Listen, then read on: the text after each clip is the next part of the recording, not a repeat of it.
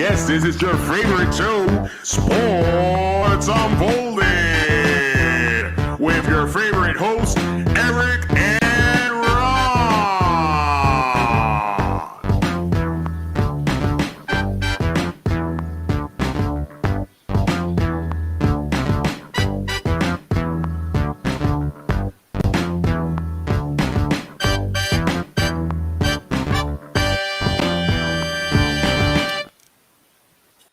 Hey, welcome to Sports Unfolded. Yes, it's not Friday. Don't check your calendar. It is Tuesday, and we are doing our very special Sports Unfolded NHL 2022 preview show. I am your host, Eric, the main man right over there. Ron, how are you? Doing absolutely spectacular. Outstanding. My hockey guru, my man of all knowledge when it comes to hockey. So we're really excited about this. We're going to break down all 32 teams. Also going to give you our MVP and our playoff predictions with our Stanley Cup winner and who's going to win the Stanley Cup. So stay tuned. We've got a fun-packed show, a lot of things to discuss, and Eric will mess up probably 75% of the names. So Ooh, I can't wait. Some of them are going to be fun. some of them are going to be fun. And you know that when we do these prediction shows, we always kind of make sure that we kind of keep something later on to razz each other about. So that should be fun as well. All right. So we're going to start off in the Western Conference in the Pacific Division. Obviously, the teams Edmonton Oilers, Calgary Flames, Vegas Golden Knights, Los Angeles Kings, the Vancouver Canucks, the Anaheim Ducks, Seattle Kraken, and the San Jose Sharks. So we're going to start off with the Edmonton Oilers, who last season went 49, 27, and 6, a .634 win percentage, 6-5 in overtime, 5-1 in shootouts, 3.48 goals per game, which was 7th in the NHL, 3.06 goals against 18th, 26% power play, 3rd overall, so very good on the power plays, 79.4% penalty kill, which was 17th. They're coached by Jay Woodcroft. Cup odds, which we are going to give you with each team, 11-1 on the cup odds for the Edmonton Oilers to win the Stanley Cup. So very high up there, one of the highest teams ranked. Some key additions: left winger Matthias Janmark, center Greg What? Oh, Greg McGreg? Craig McCraig. That is his name. Oh, McKegg. Oh, that's what it. Oh, okay. McCraig. What did I say? McKegg? That's close enough. It doesn't matter. Goalie Jack Campbell and goalie Calvin Pickard. Some key losses: Duncan Keith, the defenseman, goalie Mikko Koskinen, right winger Zach Kaysen. I would believe that's how you say it. Right winger Kyle Turris, defenseman Chris Russell, center Derek Brassard, and right winger Josh Archibald. Woo! Leader on that team in points was Connor McGregor. Connor McDavid. McGregor. He was fighting him. He was the fighter in that. He led in penalty minutes, Conor McGregor.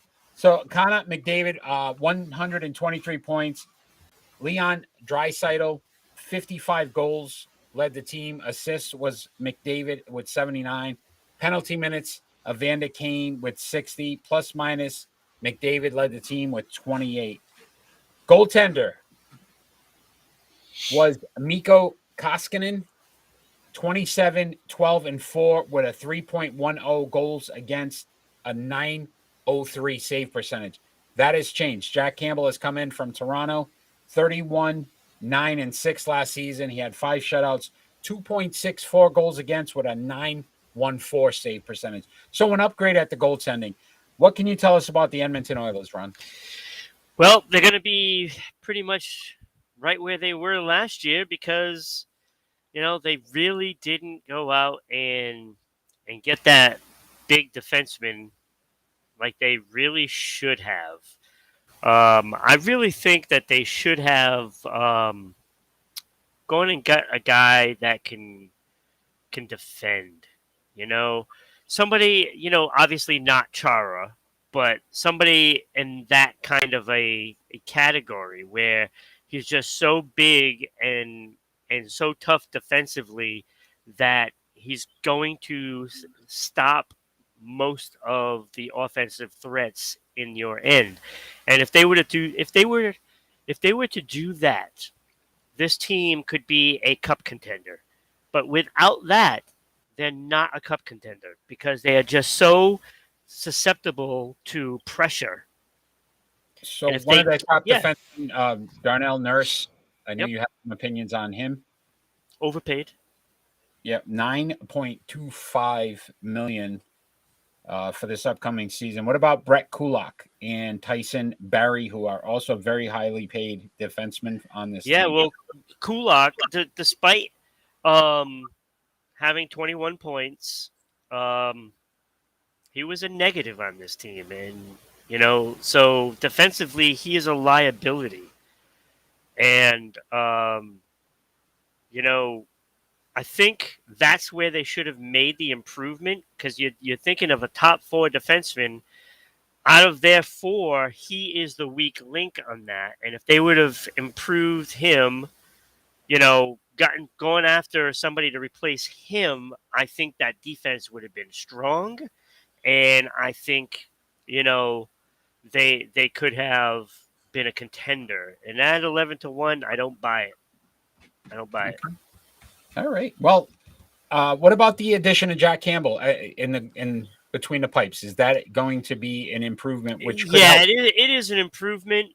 I mean, obviously from what 903 to 914, that's a big improvement.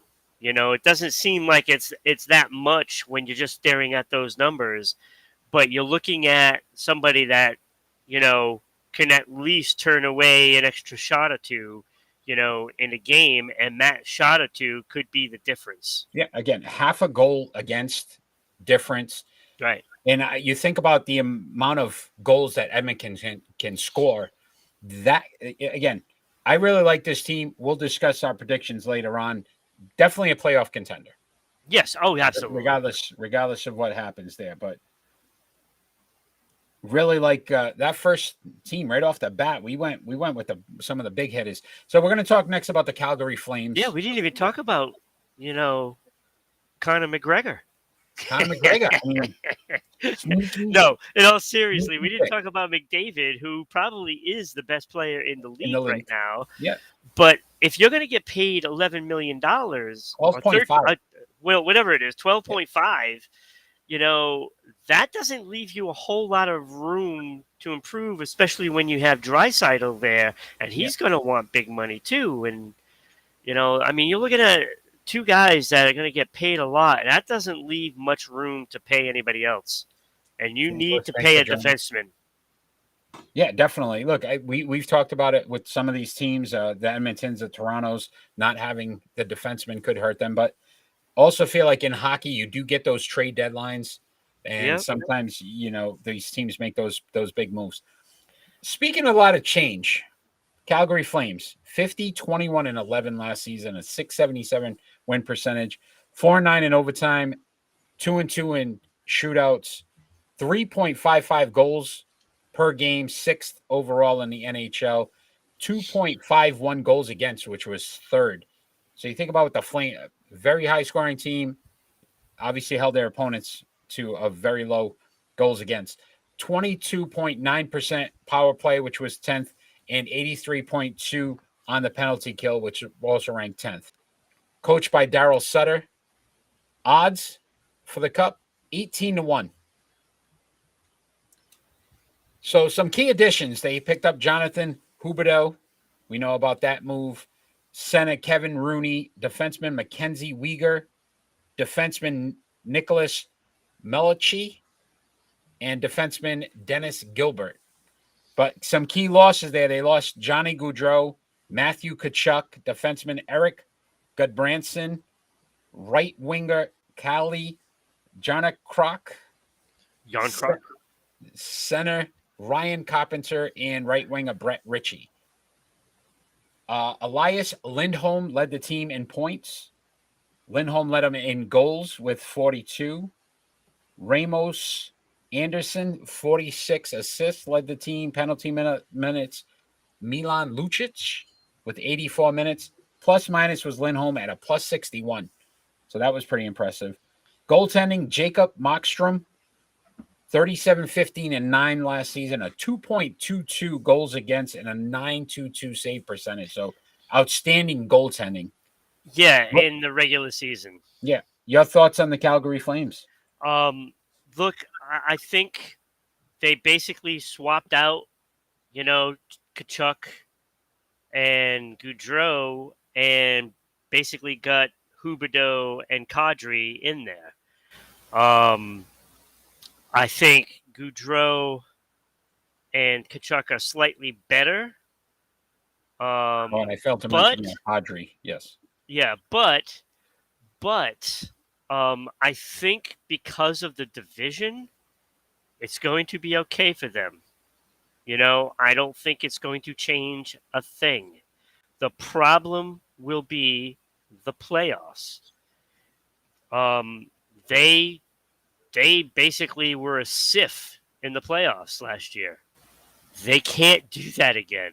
You can't give up that many goals and expect to, do anything in the playoffs. Well, I also think hence you add a Kadri who's playoff experience. Think about what he means, the agitator, but he can create as well. Right. Made sense for them. You pluck him away from another West contender.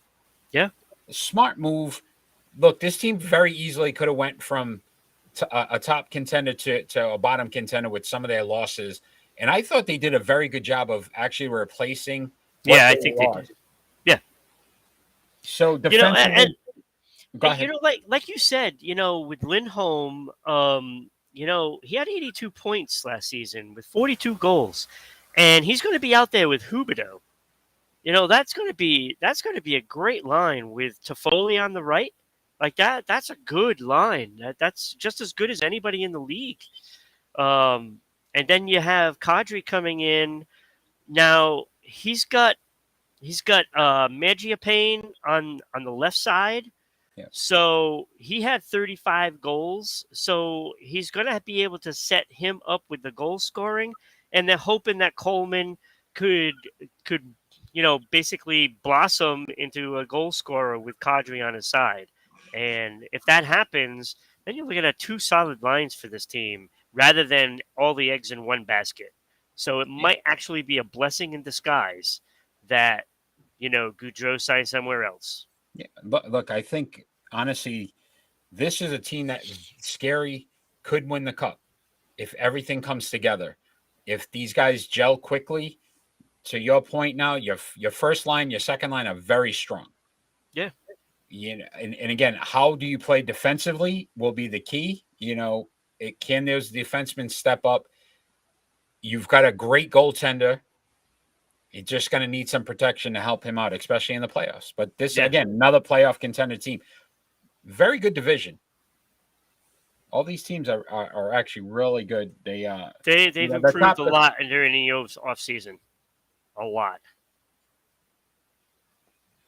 All right, my friend. We're going on to the Vegas Golden Knights.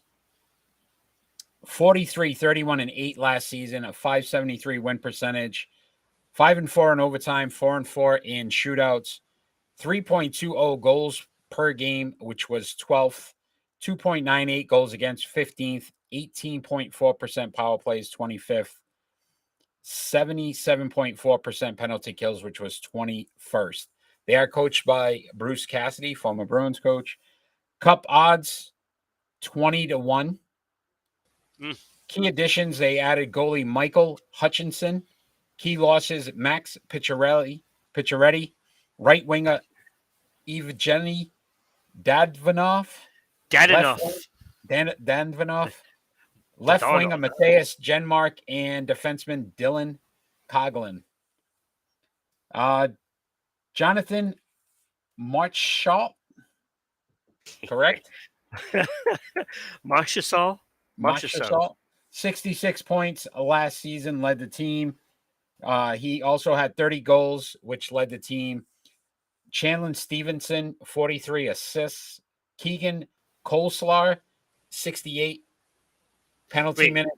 was that Coleslaw? Kosar? Oh, Kolsar. Kolsar. Not Bernie Kosar.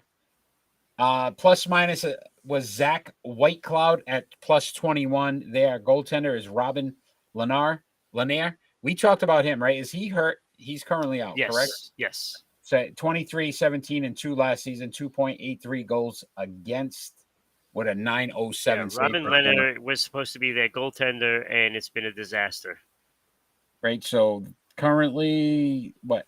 Aiden Hill and Logan Thompson. Yeah, it's So 2.66 goals against, 2.68 goals against, but you look at 10 and 11 and 10 and 5. So not a lot of experience last season. no. Could that be the downfall of the Vegas Golden Knights? Yeah. Very talented team. I mean, they have some players. It's just unfortunately they've lost some goaltending. Yeah, and they lost some punch. Losing Max Pacioretty was pretty big. They did that in a cost-cutting move because they were up against the cap and they had to get rid of somebody. Picked up Phil Kessel. Yep. Right. Looks like he'll be on the first line on the right wing. Yep. So they have some players. It's just, again, can they get by with that goaltending? And is he out for the season? I don't know how long it's going to be, but it'll be a while. It'll be a while. And they picked up goalie Michael Hutchinson. He went out too, right? He's out as well because I don't see him on their lineup. Yeah, I don't see him either. So interesting to see. What about goaltending- Bruce Cassidy? What do you think he's going to be able to do with the Golden Knights? I know how you felt about him in Boston. Well, he doesn't have a lot of young players on this team, so he's actually in a good fit for him. Because the last thing you want with Bruce Cassidy are young players that are trying to get into the lineup and probably deserve to be. But he doesn't like finding new talent. He likes, the guys that have been there. So with this team, I'm sure he would have loved to have like Pacioretty and some of the other guys that left, but he still has Stone, which should be, obviously he had 9 goals last year, but he was injured most of the way. So I'd expect him to get 25 plus, more likely to hit 30. But, again, I mean, we're looking at some of these lines that are really mixed up from some of the players that they did lose. You're looking at Eichel, Smith, and Kessel on that first line. I don't know how well that's going to work. I just, that's like 3 guys that have never played together, and they're gonna try to mesh as a line. But I guess it's better than breaking up, the second line and trying to make others fit. But we'll see what happens. We'll see if Kessel can get ignited. He had only 8 goals last year, so playing alongside of Eichel, that might change some things, and it might light a fire under his butt and get some goals. Yep, 20-1 odds. You like those odds? For them, yeah, it's pretty good for them. Not bad. Let's move on to the Los Angeles Kings. 44, 27, and 11 last season, a 6.04 win percentage, 5-7 in overtime, 4-4 in shootouts. Again, this was a surprise team, made the playoffs. 2.87 goals per game, which was 20th. 2.83 goals against 10th overall. 16.1 on the power play, 27th. So obviously need some improvement there. And a 76.7% penalty kill, which was 22nd. They're coached by Todd McKellen. Their cup odds 31-1. Key pickups or additions, they picked up right winger Kevin Fiala and goalie Phoenix Copley. Yep. Key losses, right winger Dustin Brown, left winger Andreas Anthonisiou. Anthony, see you. Anthony, see you. It's nice to see you too. Defenseman Ali Mata. Yep. The defenseman Troy Stetcher. Right winger Martin Frick.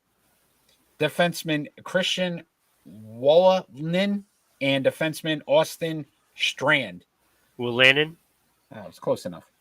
Give me a break. I'm doing my best here. Well, I'm wondering how this team will do without Frick, because Frack is going to be just Frickin' Fracky. all by himself now. Yeah, only Frack, no Frick. So led by Anzi Kopitar. Kopitar, yep. 67 points per game last season. Adrian Kempe had 35 goals. Kopitar had 48 assists. Brendan Lemieux, 97 with the penalty minutes, led the team. A plus minus was Matt Roy at plus 23. Wow. Jonathan Quick, goaltender, 23, 13, and 9 last season. A 2.59 goals against with a 910 save percentage. You think about the goalies in this division, just the first 4 teams that we've mentioned. Very good goalies. So your outlook with the Los Angeles Kings. Yeah, I like the direction they're going. They could be a big surprise this season. They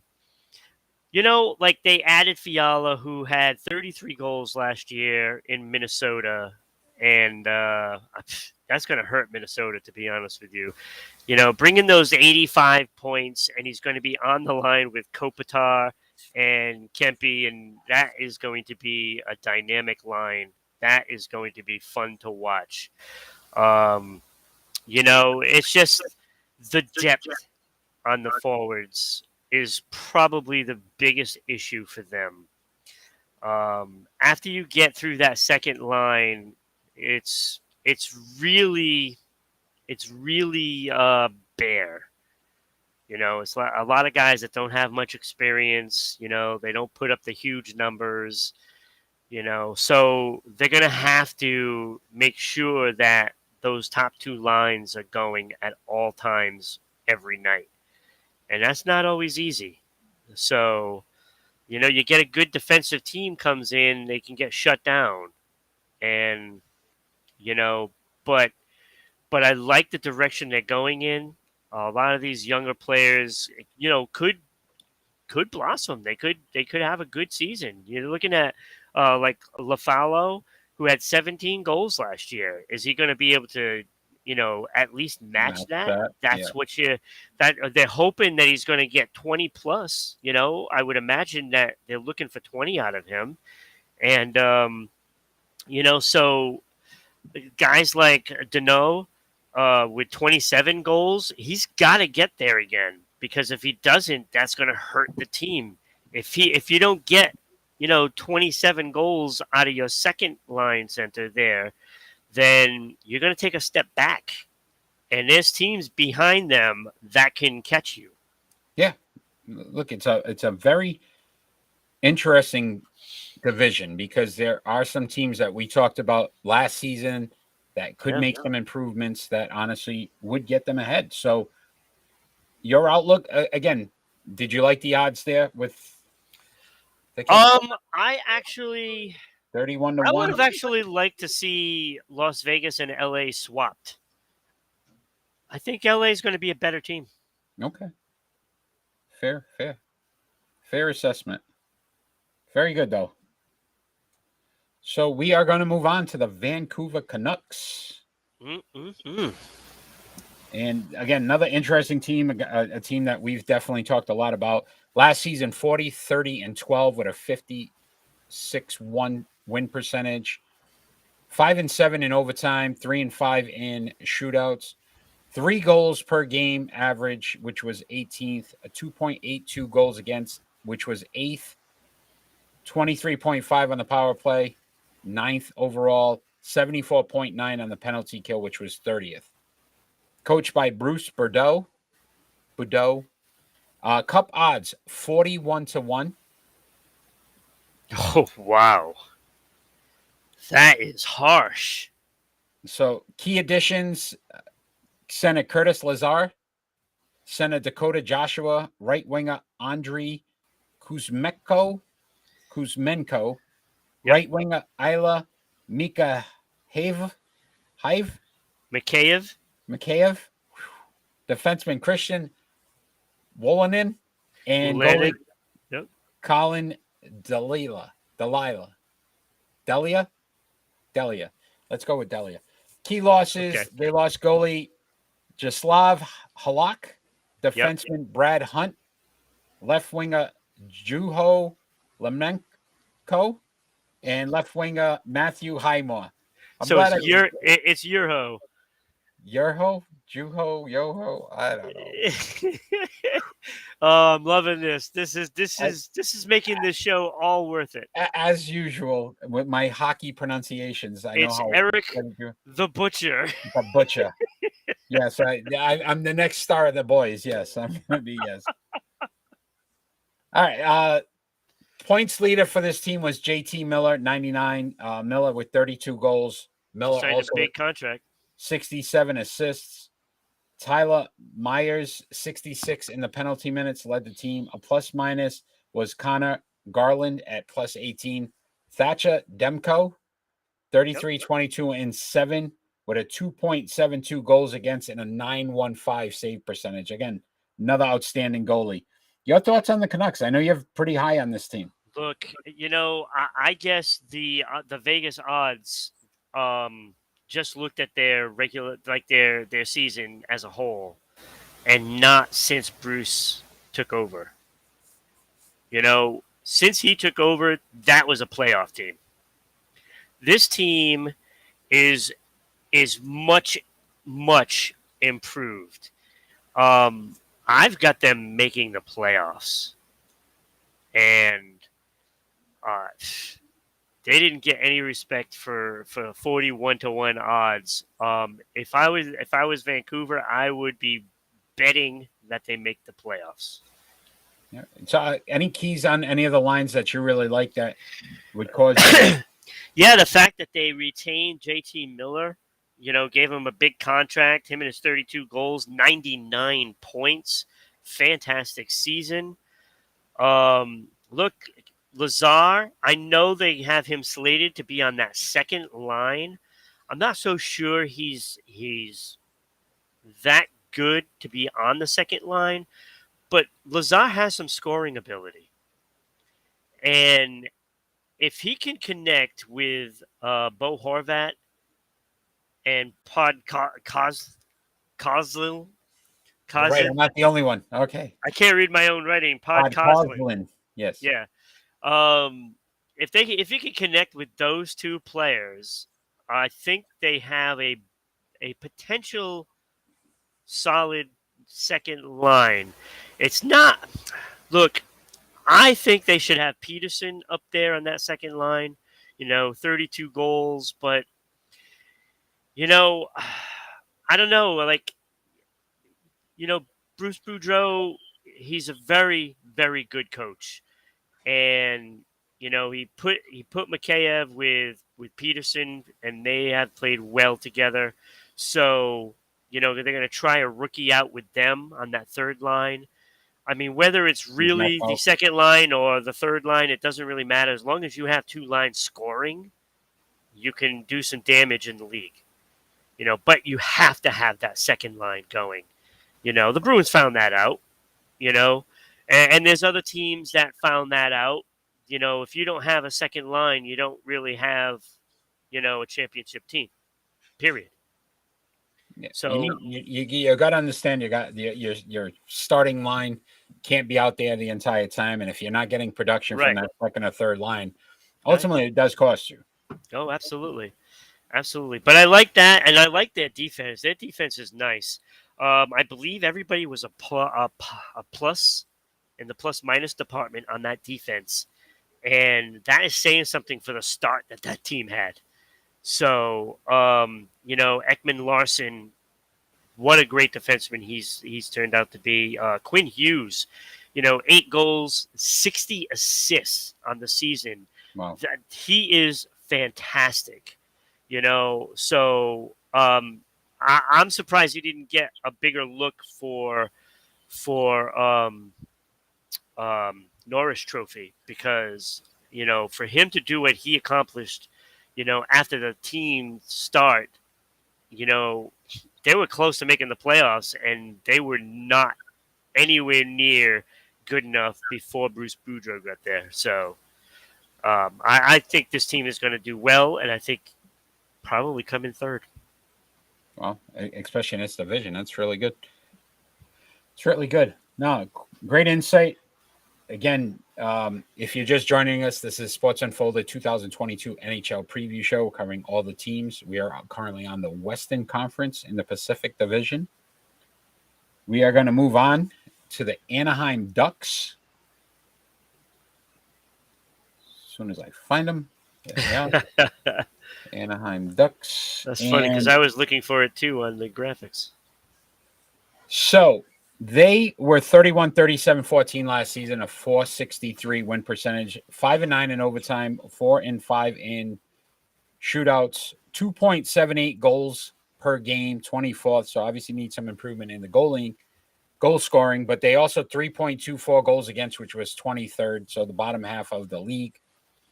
21.9% power play, 14th, and 80.8 on the penalty kill, which was 10th. They are coached by Dallas Eakins, depending on how you want to pronounce it. And cup odds, 50-1. So key additions, Ryan Strome, the center, right winger Frank Valtrano, defenseman John Klingberg, and defenseman Colton White. Key losses, center Ryan Getzloff, left winger Sonny Milano, center Sam Steele, left winger Vinny Volatieri, center Jerry Mayhew, defenseman Andre Sutstra, right winger Zach Austin Reese, center Dominic Simon, and defenseman Jacob Larson. They were led by Troy Terry, 67 points. Terry led them in goals as well with 37. Trevor Zegras, 38 assists. Sam Cockrick was 85 minutes in the penalties. And a plus-minus was Mason McTavish, which was a +3. Goaltenders John Gibson, 18, 28, and 11 last season. 3.19 goals against, a .904 save percentage. What do we need to know about the Anaheim Ducks? Well, defensively, they're going to have to improve, and they did by signing Klingberg. That was a big pickup and a big loss for Dallas. Big loss. So just that alone is going to stabilize their defense. Yeah. Yep, $7 million a year, Klingberg. Yep. Yeah, I think was it a 1-year contract? I believe it was 1 year. Unrestricted next year, yeah. Yeah. 22. Yeah, so 1-year deal. Not bad. Yeah, so he stops the bleeding for a little bit. He'll play a lot. He'll get tons of minutes, and he'll get tons of recognition. And, this could be a guy that they use for trade bait. So, no, your outlook on this team, not going to be very good, be decent, but probably moving on with some of these guys. That 50-1 odds is pretty accurate. Look, they get a lot of young talent. Picking up Vetrano was big. Put him on that second line, and that's gonna improve things. Gives you some sort of a veteran presence that can put the puck in the net. He's got a great shot, and who doesn't want that on their team, right? So, they got some talent. That first line with Zegras and and Terry, those guys can play. They just need the experience, and they need some help. They need some leadership, to be honest with you. I think this team really needs a leader. They lost Getzlaff, and that's big in the leadership department. But maybe they're thinking that Zegras is ready to take the spotlight. Yeah. So my question would be though, right? Your first line, Terry led him. It looks like again, not a lot of production out of that first line, and then your second line, you pick up Vetrano and Strome. So, and you're starting them on that second line. So again, guys that haven't been there before. So some chemistry issues with this team, possibly. You just added 39 goals for a season, though. With those two guys that you just mentioned, Strome and Vetrano. Look, Vetrano's got a great shot. If Strome gets him the puck, and by the looks of the numbers, he had 33 assists last year. So I think Strome can indeed get him that puck. And if Vetrano, I would probably think he's going to score 20 plus. So it'll be interesting to see. Again, it is. It's going to be because tough division. Look, this team is gonna play well at times and going to play poorly at times. And I think this team is just hoping that the younger guys can take the reins and bring this team to the playoffs. I think that's what they're really hoping, and it's certainly possible. Those guys do have the talent to do that.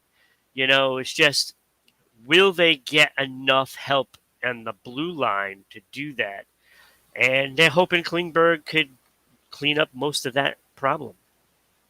Excellent. So let's move on to the Seattle Kraken, expansion team from last season. So you look at where they started off, 27-49-6 for 366 win percentage, 1-5 in overtime, 3-1 in shootouts, 2.60 goals per game, which was 28th, 3.46 goals against, 24th overall, 14.6% on the power play, 29th, 74.9 on the penalty kill, which was 31st, so one of the bottom barrel teams when it came to penalty kills. Coached by Dave Hackstall. Cup odds 70-1. A lot of additions, though. They've definitely tried to add some players to this team. Again, young team when you think about just from the franchise standpoint. So again, mixing and matching. Key additions here is left winger Oliver Bjorkstrand. Yep. Center Shane Wright. Right winger Andre Burakovsky. Yep. Defenseman Justin Schultz. Defenseman Michael Kempney. Defenseman Brogdon Rafferty. And goalie Martin Jones. Key losses. That was an easy one. Yeah, Martin Jones. If I messed that one up. Center Riley Sheehan. Center Victor Rask. Defenseman Derek Pilot. Right winger Daniel Sprong. And defenseman Hayden Fleury were all losses. Kraken were led by Jared McCann, who had 50 goals. 50 points, 27 goals. Vince Dunn led the team in assists with 28. Vince Dunn also led them in penalty minutes with 63. Carson Saucy, 7 was the plus minus. And goaltender is Philip Grubera, 18, 31, and 5 with a 3.16 goals against, 889 save percentage. So obviously a lot of improvement needs to be made with this team. Where do you think they're headed? What was the odds? 70-1. Yeah. That's where they're heading. But look, it's year 2 of an expansion. This is not the Vegas Golden Knights. Ron Francis decided long ago that he wasn't going to try to get a cup winner in year 1. Because when you look at what's happening in Vegas right now, they're going to have all kinds of cap problems, for a couple of years. And they're going to have to keep losing some players, and they're not getting good enough draft picks to maintain, their standings in that division. So Seattle is trying to build up their young players, the depth, now. And, in about 2 more years, this team is going to look pretty good, because I can already see some of these young players that they've drafted. They're gonna pan out. So, the fans in Seattle just need to hold on a couple of years. So, as I'm looking at it, first line, Matthew, is it Beiners? Years. 19 years old. Yeah. So you think about, he's very young. Yeah. And then McCann, only 26. And if you think about the production he had last season, right? The expectation would be he could improve on that. Yeah. Goaltending could be definitely an issue, though, because even Martin Jones they picked up, not very good. No, their goaltending hasn't played very well. But when you look at that plus minus for that defensive core, outside of Southsea and Bergen or Borgen, I can't read my own writing. They were all negatives, and when you get a guy that can get 47 points and he's still a negative, that's saying something. So they got a lot to clean up on the defense, and they're drafting, and you're going to see some of those young defensemen start coming up in a couple of years, and they will be okay. They will be okay, but like this year is going to be a big struggle. Big struggle. So better or worse than last season? I think they're going to be worse. All right. I think they're going to be worse, but there is hope. There is a silver lining in all of it. You gotta struggle for a couple of years, because let's face it, like some of the players that they got in the expansion draft were good players. Giordano is one of those, but they moved him and got capital for him. And you're going to see some of these players, start to come up. Most likely have, some forwards come up before the defenseman, because it takes longer for a defenseman to really learn the game in the NHL. It takes a longer time. So, so you're just going to have to bear through another horrible season. Next year will be a little better, and then the year after that will be a little better as well. So, look, if there's anything fans should know, in Seattle, is you got a very smart man running the organization in Ron Francis. Look, he knows what he's doing. Have faith. Yeah, and again, I think some of these teams could go either way when it comes to where they'll fall in a couple of years. So it'd be interesting to see how quickly they can start to build this up and be a contender. So we're going to move on to the San Jose Sharks. 32, 37, and 13 last season for a .470 win percentage, 7-10 in overtime games, 3-3 in shootouts, 2.57 goals per game, which was 30th, 3.18 goals against, 21st in the league, 19 on the power play, 22nd overall, 85.2% on the penalty kill, which was second. Pretty impressive there. Coached by David Quinn. Cup odds, 71-1 odds to win the cup for the San Jose Sharks. Key additions is left winger Oscar Lindblom, center Nico Strom, right winger Luke Kunin, right winger Steve Lawrence, defenseman Matt Benning, and defenseman Marcus Natavara. Key losses, though: defenseman Brett Burns, left winger Rudolphs Blaser, left winger Jonathan Dahlin, defenseman Nicholas Melichi, left winger Ryan Dingzel. I know I said that wrong. Right winger Lane Peterson, left winger John Leonard, and center Sasha Chmelevsky. They were led in points by Timo Meyer. Is it Meyer or Mia? Meyer. 76 points. Meyer led the team with 35 goals and 41 assists. So team leader in both. Jeffrey Vial, 114 penalty minutes, led the team. And Chmelevsky,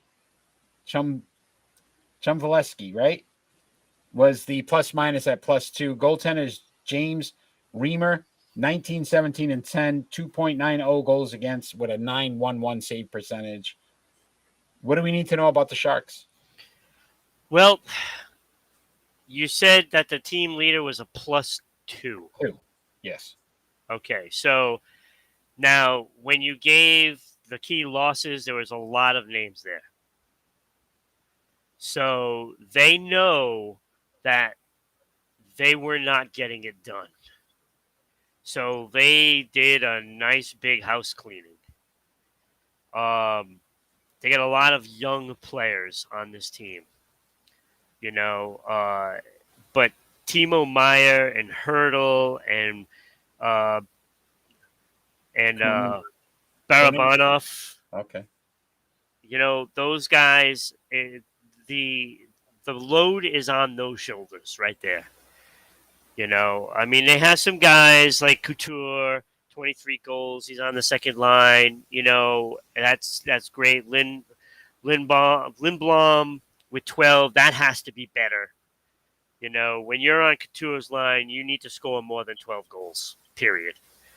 And they're trying LeBanc, a young kid, 3 goals last year, 6 points. So they're hoping that maybe he can get a spark going on that second line. And they have Benino with 16 goals. So they have some skill here, but they need more from these guys. Nico Sturm, they need more. He had 9 goals. Let's get you to 15. That's what they're looking for, a big improvement from those forwards. The back end, they were a mess. They were a mess. They didn't know what they were doing in their own end, and they need to clean up these things, or they're going to have another rough season. Eric Clarkson, Carlson for 11.5 million, 10 goals, 25 assists. Only that's got to improve. Look, if you're getting $11 million, you better do more than that. Because that is horrible. Right now, that is the worst contract in the NHL. The worst. 11 million, you're going to get 35 points. That's terrible. I don't care who you are. That's terrible. If I'm paying $11 million, I want, elite. That's not elite. Yeah, you're talking. $11 million. 12.5. Right. If you're getting paid $11 million, you better be in the top 5 players. Period. That is unacceptable. That's decent goaltending on this team, though. I mean, is that enough to carry them at least enough to some victories? Yeah, if they're not going to get peppered. That's 9-11. That the number scares me. Yeah. But, that's pretty good. Even if his goals against average was 4, getting 9-11, you're getting 40-plus shots a night. If it's that. 3 goals a game. Right. But you got to be able to score more than 3 goals. So they're shooting on him way too much. I mean, he's looking at 30-plus shots every night. You gotta defend better. Yeah. Absolutely. Ron, we're going to move on to the Central Division in the Western Conference, and we're going to bring those teams up for you. Whoa, we already made it through all Yes, we are through the Pacific. Woo! And those teams are the Colorado Avalanche, obviously the defending champion, St. Louis Blues, Minnesota Wild, Nashville Predators, Dallas Stars, Winnipeg Jets, Chicago Blackhawks, and the Arizona Coyotes. So a couple of really good teams here as well. But we'll start right off with the champs, the Colorado Avalanche. They were 56-19-7 last year with a 72-6, so 726 win percentage, 6-5 in overtime, 4-2 in shootouts, 3.76 goals per game, which was 4th, 2.83 goals against, which was 9th, 24% on the power play, which was 7th, 79.7 on the penalty kill, which was 15th. They're coached by Jared Bernard. Cup odds 12-1. That's not good enough. Key additions: they picked up winger Lucas Sedlak, defenseman Brad Hunt, goalie Alexander George V. I hacked that one. And goalie Jonas Johansson. Key losses: Nazi Kadri. We already talked about center. Right winger Andre Burakovsky. Goalie Darcy Kemper. Right winger Nicholas Aubrey Kubel. Center Nico Sturm. Defenseman Jack Johnson and defenseman Ryan Murray. They were led by Mikko Ratadin, 92 points. Also led the team in goals. And Cal Makar led the team in assists. Curtis McAdermid, 89 on the penalty minutes. Plus minus for Devin Towes, 52. Taves. Taves? Really? Yeah, I know. I know. Okay, this is why hockey's so difficult for me. Goaltending. Alexander Georgiev was with the Rangers. Looks like he will be their starter replacing Darcy Kemper. 15, 10, and 2 last season. 2 shutouts, 2.92 goals against, and 8.98 save percentage. Darcy Kemper, 37, 12, and 4 last season. 2.54 goals against with a 921 save percentage. So a little bit of a downgrade. Your thoughts on the Avalanche? So you think their odds should be better, but that goaltending is concerning when you think about where they were. Okay, so Edmonton Oilers are 11-1. How? Like, this is the Stanley Cup champions, and I understand they lost Darcy Kemper, but you know what? Who was Darcy Kemper before he went to Colorado?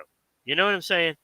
Yeah, like I'm not worried about their goaltending because I think Georgiev is probably a better goaltender anyway than his numbers look.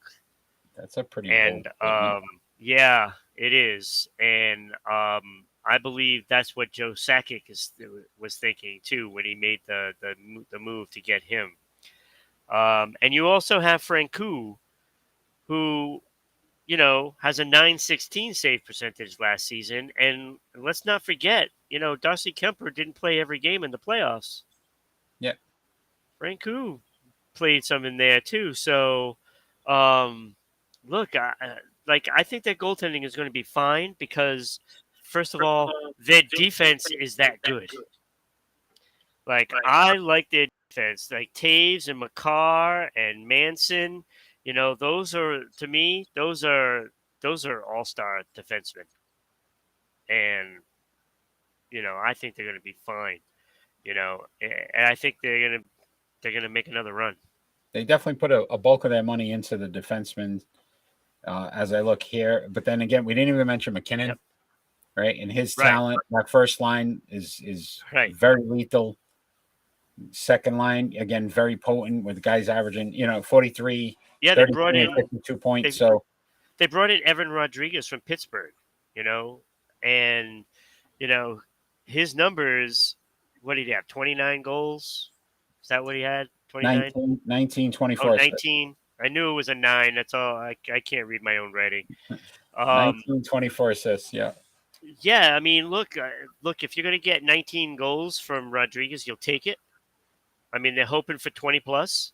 I mean, there's no doubt about that. You got Newhook and Nichushkin on that line. Look, I think you're going to have some talent there, and it's very possible that he does get more than 19. So look for 25 for him. Like, he's playing with some talent. Not that he wasn't in Pittsburgh. But, yeah. But, I mean, this is a good place for him to go. You leave Pittsburgh, you want to go somewhere where, there's going to be talent surrounding you, and he found a home there. And a small stat that it's really, I mean, points per games played. You got 3 guys that average over more than a point a game. Right. Right, which is pretty impressive because Ranton and McKinnon, Makar, yeah, and Makar all averaged over a point a game. So you think about 82 games roughly. They don't play obviously all of them, but 70 plus. They're getting a point. That's 70+ points And- you're getting out of those 3 players alone. And people don't realize, okay, Makar brings more than just points. Like, he's a very solid defenseman too. So, I mean, you're looking at a guy that's going to be an all-star every year. Every year. So, I don't know. I don't see a huge drop off here. I just think they could probably win the division again. The only question I would have for you, and then we'll move on to the next team, would be the loss of Kadri. Does that affect this team? It could, because I don't think Newhook is as good as Kadri. And basically, he slid up to take his spot. Now, it doesn't mean that they might not have a guy somewhere in their system that could. Somebody is going to step up. There's always a player that tends to do that somewhere. And in a team like Colorado, that could happen. Maybe Newhook can. I mean, when you think about it, he was what, third liner, fourth liner, probably treading on both, for the whole season. And you really don't know until he's put into that position where he's got these guys around him that, have that much talent. So, look, again, you're looking at a team organization that seems to be able to find talent, and they have an eye for it. And I'm not going to speculate that they're not going to be able to have a successful season with Newhook instead of Kadri. They knew what they were doing because it took them so long to decide whether or not they were going to re-sign him or not. Gotcha. And I think that's why Kadri took so long. I think it was all because of Colorado. And I think Colorado decided, you know what, maybe we'll save the money and we'll give these other guys a shot. And again, always very competitive. They finally got through that playoff hump. Yep. So well-run organization when it comes to, continuing to be successful. Yep. Now that you've gotten over the hump, there's a good shot, to your point, that they can just continue to ride that wave. Yeah. And I'll tell you, they picked up Anton Bleed, who was a former Bruin. I got to see him play a lot. This kid can play. And he just needs the time. He wasn't getting it in Boston. He wanted out because Cassidy wasn't playing him. And it's a young kid that has some skill, and he's gonna get his chance in Colorado. And that could be a guy that could move up in the lineup, if Rodriguez doesn't pan out, in Colorado, he might move up, and he's a guy that could take that spot. So, I mean, there's talent there. And I think that was a big pickup for Colorado, getting Anton Bleed. Chakra, thanks for joining. St. Louis Blues, my friend. We are on to the St. Louis Blues. 49-22-11 last season, a .665 win percentage, 4-8 in overtime, 2-3 in shootouts, 3.77 goals per game, which was third, 2.91 goals against, 11th, 27% on the power play, which was second, and 84.1 on the penalty kill, which was fifth. So any of these man advantages or disadvantages, very good when it came to the special teams part of it. Coached by Craig Berube. It's not Berube. It's hockey, so it's Berube. And Cup odds 23-1. Not sure if you like those odds as well. Yeah, it sounds right. Maybe. Key additions was center Noel Akari, right winger Matthew Highmore, and goalie Achari. Yeah. Right winger Matthew Highmore and goalie Thomas Grease. Key losses, right winger David Perron, center Tyler Bozak, goalie Vili Huso,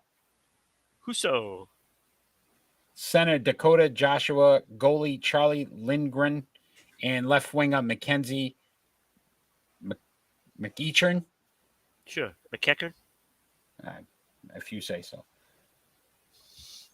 Tarasenko led the team in points with 82, also in goals with 31. Robert Thomas, 57 assists, led the team. Nico Mikola, 55 on the penalty minutes, led the team. Does he sell cough drops? Ricola. Plus minus was Justin Falk with 41. Actually, pretty good there. So, some changing of the guards when it comes to goaltending. Jordan Bennington, no longer with the team. He was 18, 14, and 4 last season. 3.13 goals against at 901 save percentage. Looks like it's going to be Detroit. Former Detroit Red Wing Thomas Greiss. 10, 15, and 1. No shutouts, 3.66 goals against, a .891 save percentage. And Husso, actually, I'm sorry, Bennington and Greece are the replacement for Husso, 25, 7, and 6, a 2.56 goals against, 919 save percentage. Which one of these guys, will start for them? It's got to be Bennington. It's got to be Bennington. So does this honestly hurt this team? That's a big loss. Yeah, I think that's probably going to be the Achilles heel, and losing Perron also that is a big loss for this team. Look, I don't know why they didn't hold on to him. I mean, it probably had to do with the salary cap, I'm sure, but I don't know. But I think the team is still pretty solid. I mean, I'm looking up and down this roster. You have O'Reilly still centering that first line. I believe he's going to be a free agent at the end of the year, so good luck with that one. He is 2023. A few guys. Tarasenko, also a free agent. Yeah, I was going to get to him next because Barbashev, also a free agent. So a lot 34 goals. They're not going to be able to keep both of those guys. I find it hard to believe that they will. I believe they're going to try to re-sign Tarasenko first, but it's going to depend on players that are young that they are going to be calling up. So whoever shows the most progress is the guy that they'll let go. So if it's a center that shows more progress, they'll retain Tarasenko. And if move on. It's right, yeah, and vice versa. So, sorry. Because if they didn't re-sign Perron this year, then you know that they're going to let one of them go next year. And I think St. Louis is just gonna wait and see. And they're both the top paid players on this team. So yeah. So trade bait on one of these guys. It's a trade deadline, depending. I doubt it. Or do you think they're going to be in it? They're going to be in it, so they're not going to trade them. They're not going to have that luxury unless a total collapse happens. Maybe injuries could force that. But if you're going to have injuries that makes you lose and not make the playoffs, it's probably going to be to one of those two players. Because other than that, I don't see really an injury that can derail St. Louis's season completely.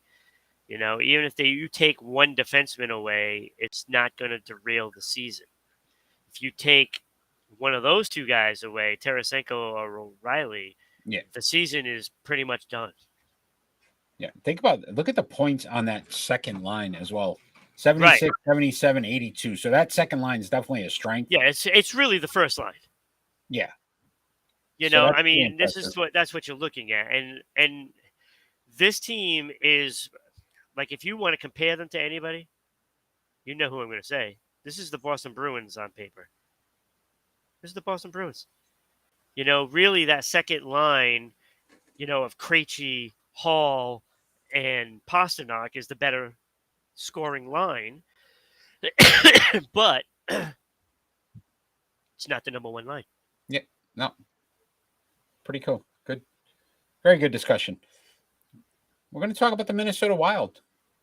Wild.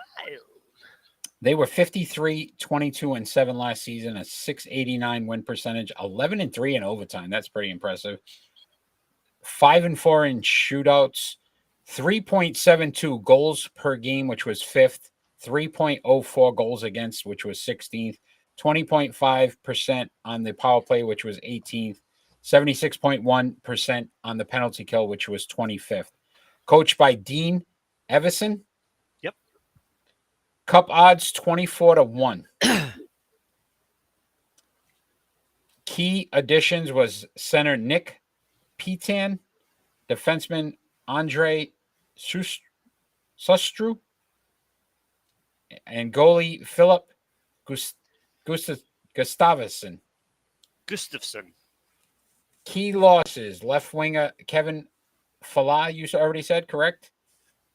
Did I? Oh, Fiala.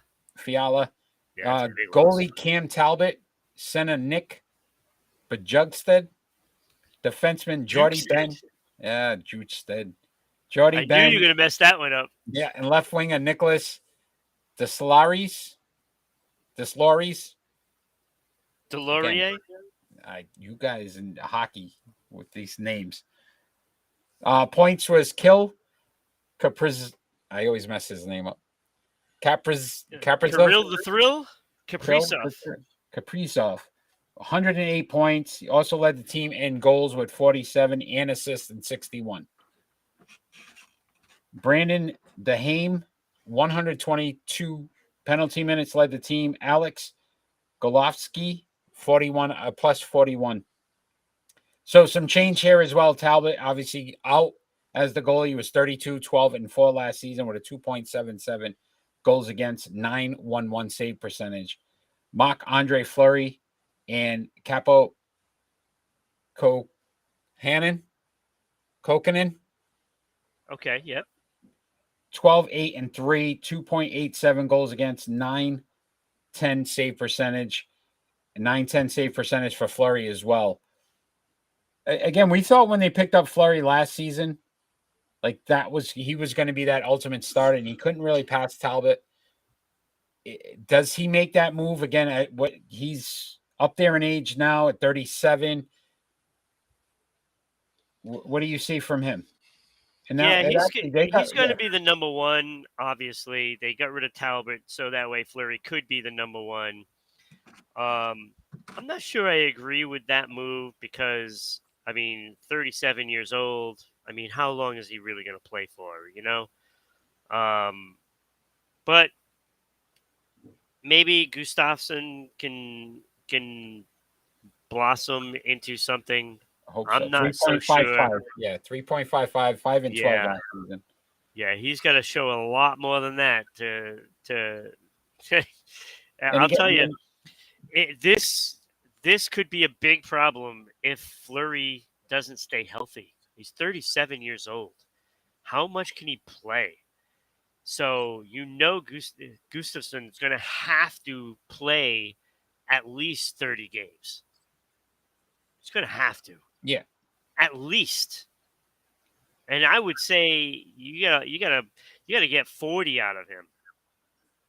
And if he splits the season, but again, if he's gonna, you know what I mean, what's that put him realistically at like 15 and 25? That's not really gonna do them much justice. Could be the Achilles heel. Look, we like this Wild team. They have some talent. That first line is obviously pretty explosive with Drill the Krill. Yeah, and the kid Boldy made it possible for Fiala to get traded away or to sign somewhere else. Yeah. That kid had 15 goals last year. That's a pretty good start. I'm sure they're going to want him to get 20, 25 goals this year. And you're still going to have to find some goals from somebody else, to compensate for the loss of Fiala. But I think this lineup can do that. But again, it is how much is Fleury going to have to play?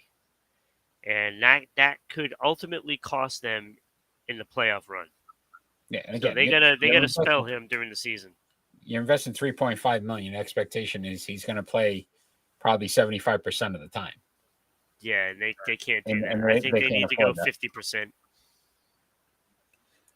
So let's move on to Nashville. The Predators. Again, this is a fun division because all these teams could go one way or the other. The way you look at it, some of these teams have had some serious changes. Nashville Predators were 45-30-7 last season, a 59-1 win percentage, 6-5 in overtime, 4-2 in shootouts, 3.20 goals per game, which was 13th, 3.05 goals against, which was 17th, 24.4% on the power play, which was 6th, and 79.2% penalty kill, which was 18th. They're coached by John Hines. Cup odds 30-1. Key additions: Zach Sanford, left winger John Leonard, right winger Nino Niederreiter. Niederreiter. Wow, these names. Defenseman Ryan McDonough. McDonough. Defenseman Kevin Gravel and goalie Kevin Lankinen. Yep. Hey, that's Hey, impressive. defenseman lost Matt Benning, center Nick Cousins, left winger Luke Kunin, defenseman Philippe Myers, goalie David Ritchie, right winger Matt Luff, and defenseman Ben Hopper. All losses for the Preds. Roman Josi was their points leader at 96. Matt Duchesne, 43 goals. Josie led the team in assists with 73. That's pretty impressive. Brokachki,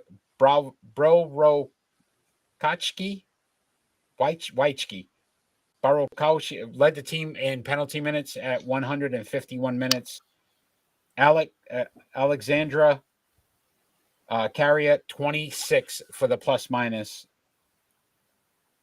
Jesus, Jaus Saros, the goalie, 38, Yes, 25, and 3. Saros, yeah. 38, 25, and 3 with a 2.64 goals against, a 918 save percentage. So good goaltending there. Yeah, he's a very good goaltender. Your thoughts on the Predators? I really like this team. Look, their losses really, in my book, weren't losses at all. I, I think this team is very well rounded. I think you have some great talent with Forsberg and Granlund and Duchesne on that first line. You've got Niederreiter and Johansson. They're going to be with the young kid Sherwood, and they're hoping that he pans out to be the next guy there. And even on their third line with Trenin and Jeannot, they're combining for over 40 goals.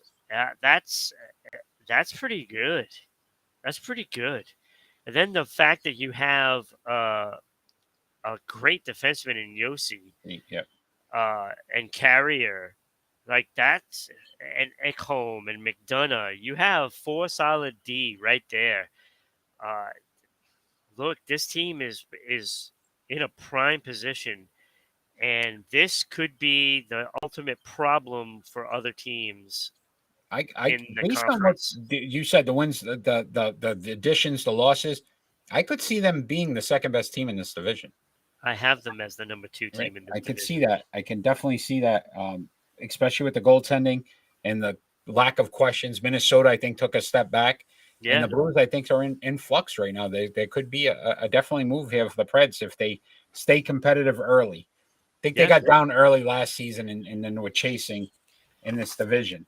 yeah, and look, I think it's a very complete team. They have definitely 2 solid lines and a potential third line. And you got a third line in the league, you're going to do some damage to a lot of teams. I mean, we saw Carolina with that third line, with Stahl shutting down all the top teams, and if they get that along with some scoring punch on that third line. Oof, oof. No, It's fun lights team. out. Very fun team. Very interesting team. Let's talk about the Dallas Stars. So again, another team. This division's very good. Yeah. Dallas Stars 46-30-6 last season, 598 win percentage, 10-4 in overtime, 5-2 in shootouts, 2.84 goals per game, which was 21st, 2.98 goals against, which was 14th, 22.4 on the power play, which was 11th, and 79% on the penalty kill, which was 19th. They're coached by Peter Dubauer. Cup odds 37-1. They have some key additions with Mason Marshman, Yeah. right winger Riley Bobber, defenseman Colin Miller, and defenseman Will Butcher. Key losses was defenseman John Klingberg, right winger Vladslav Namestinkov, right winger Alexander Radulf, defenseman Andre Sakara, goalie Brandon Holtby, and left winger Michael Raffle. They were led by Pavlovsky with 81 points. Jason Robinson, 41 goals. Pavlovsky had Pavelski. Pavlovsky, Yeah, Pavelski. 54 assists. Jamie Benn, 88 penalty minutes. A plus minus of Jason with Jason Robinson of 16, and Jake Ottinger, 30, 15, and 1 last season, 2.53 goals against, and 914 on the save percentage. We talked about what he did in the playoffs. Can he carry that now into the regular season? And do they have enough talent around him to win in this division? The problem I have with this team, they didn't hold on to Klingberg. And that could hurt this team big time, because with Klingberg on that blue line, I felt much better about their chances. But I'm looking at them, and they're not very deep on defense. You know, picking up Colin Miller, he's going to be, the sixth man on that blue line. He's a negative. He's never been good defensively. I mean, he was in Buffalo. He's in Boston. I like the player that he was supposed to be. Like, he was supposed to be a puck-moving defenseman, has some offensive talent, but it's never blossomed. It's never been there. And I don't think they took a step in the right direction, unfortunately. I think their blue line is going to be pretty bad. And they could suffer. They could suffer. Not a lot of point production when it comes to the defensemen. So no. Yeah, I can see where you're saying. Even their first line is not anything stout where you really, Pavelski, again, 27 goals, 54 assists, 81 points. Yeah. But You're looking that third line's definitely a weakness. So did they overachieve, you think, in the playoffs? Was that more about the goaltending and what I think the goaltending was tremendous, and I think the coverage in front of him was tremendous. But now Klingberg, like I said, isn't going to be there. Now how is this goaltending going to be? You're not going to have that guy cleaning up the mess. And it could be a complete disaster. I'm hoping not. 37-1. I like them for them, for what they are. Gotcha. Really good. We're on to the Winnipeg Jets. 39, 32, and 11 last season. 543 win percentage, 5-7 in overtime, 2-4 in shootouts. 3.05 goals per game, which was 16th, and 3.09 goals against, which was 20th. 21.1% on the power play, which was 17th, and then 75% on the penalty kills, which was 29th. Coached by Rick Bowness. Cup odds 45-1. Key additions was Kevin Stenlund, defenseman Kyle Capobianco, and goalie David Richard Cup of what? Capobianco, Cup of Bianco. which it's a white cup, Okay. right? I guess. I don't know. That's Bianco. Key losses was Paul Stastny, left winger Evgeny Sevchekov, goalie Eric Comrie. I love that fact that I can make you laugh.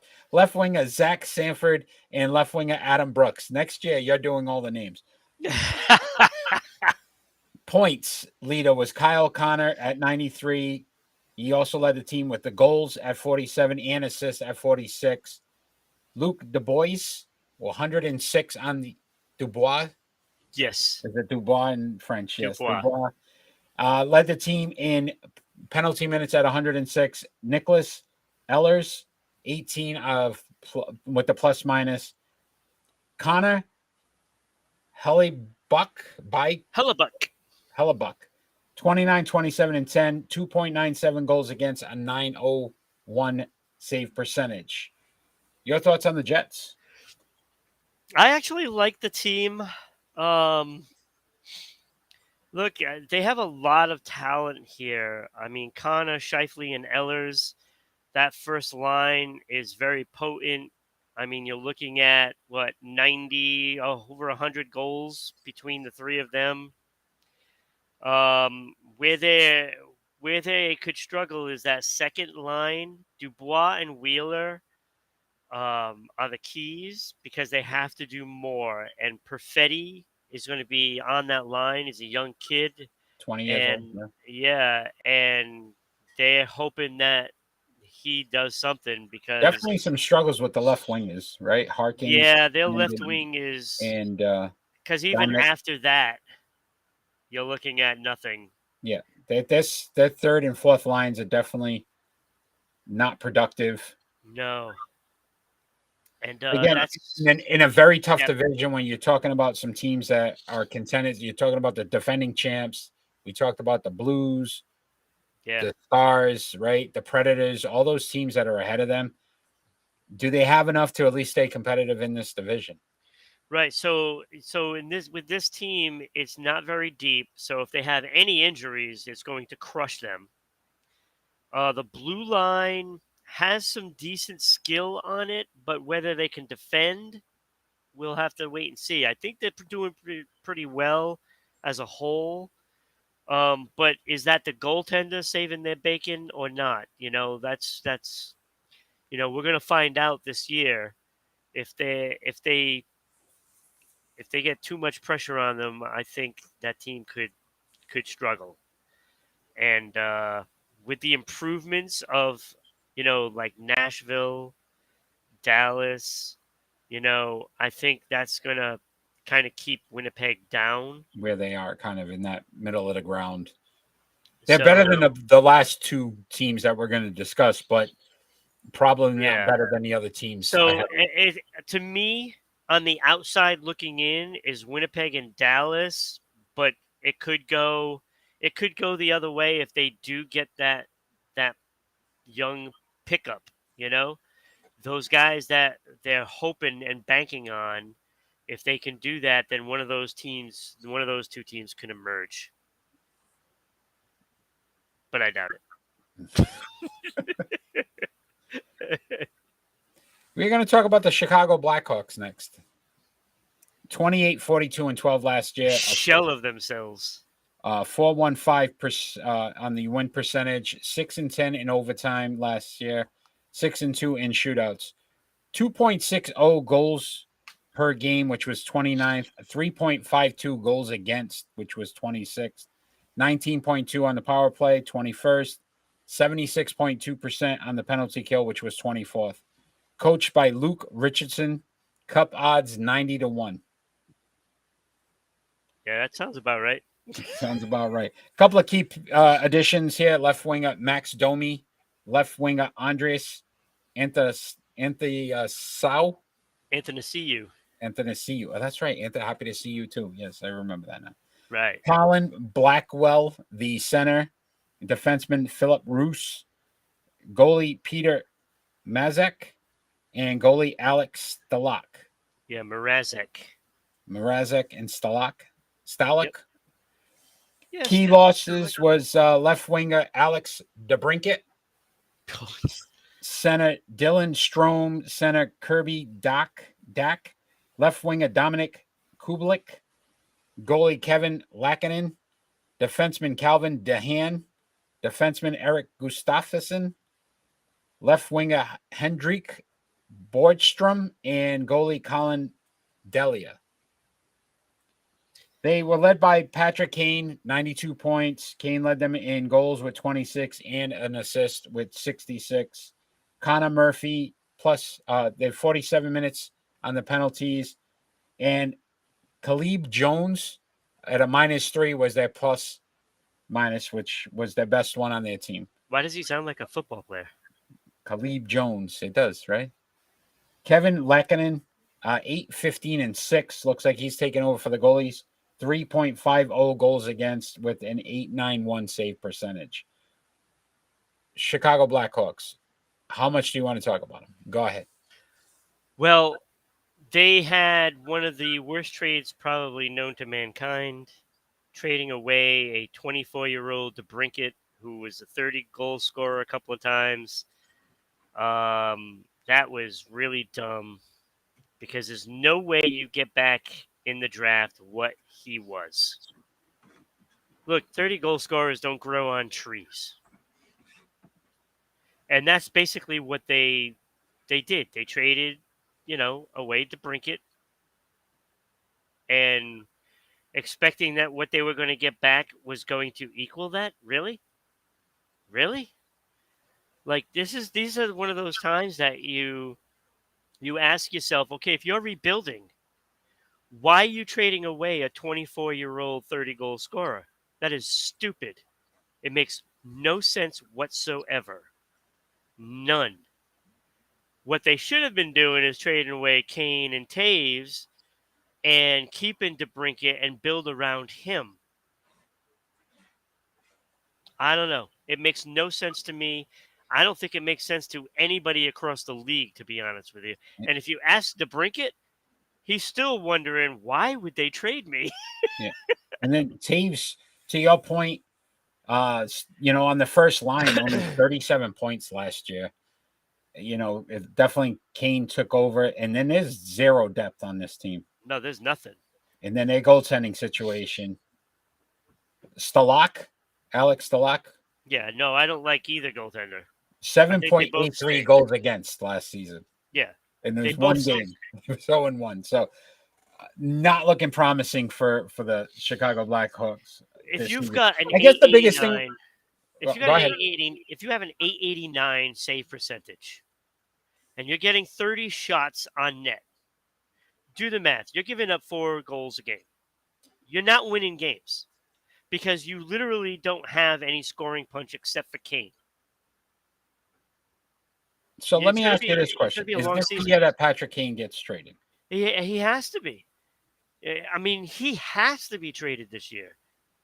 Right. But there is no doubt that they should be. If they don't trade him, then you got to wonder what Chicago Blackhawks are doing, because you're trading away a 24-year-old that is supposed to be your future, and you're keeping a guy that you're just going to lose in free agency. You think he's going to resign with you? No. He does, he's crazy. Right. There's no chance of him resigning. Why would he when he sees what he's got on the team?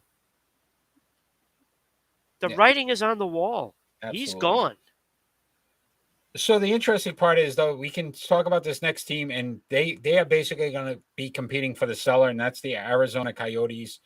25, 50, and 7 last year, a 33-4-8 win percentage, 6-3 in overtime, 1-4 in shootouts, 2.52 goals per game, which was 32nd, so the worst scoring team in the league.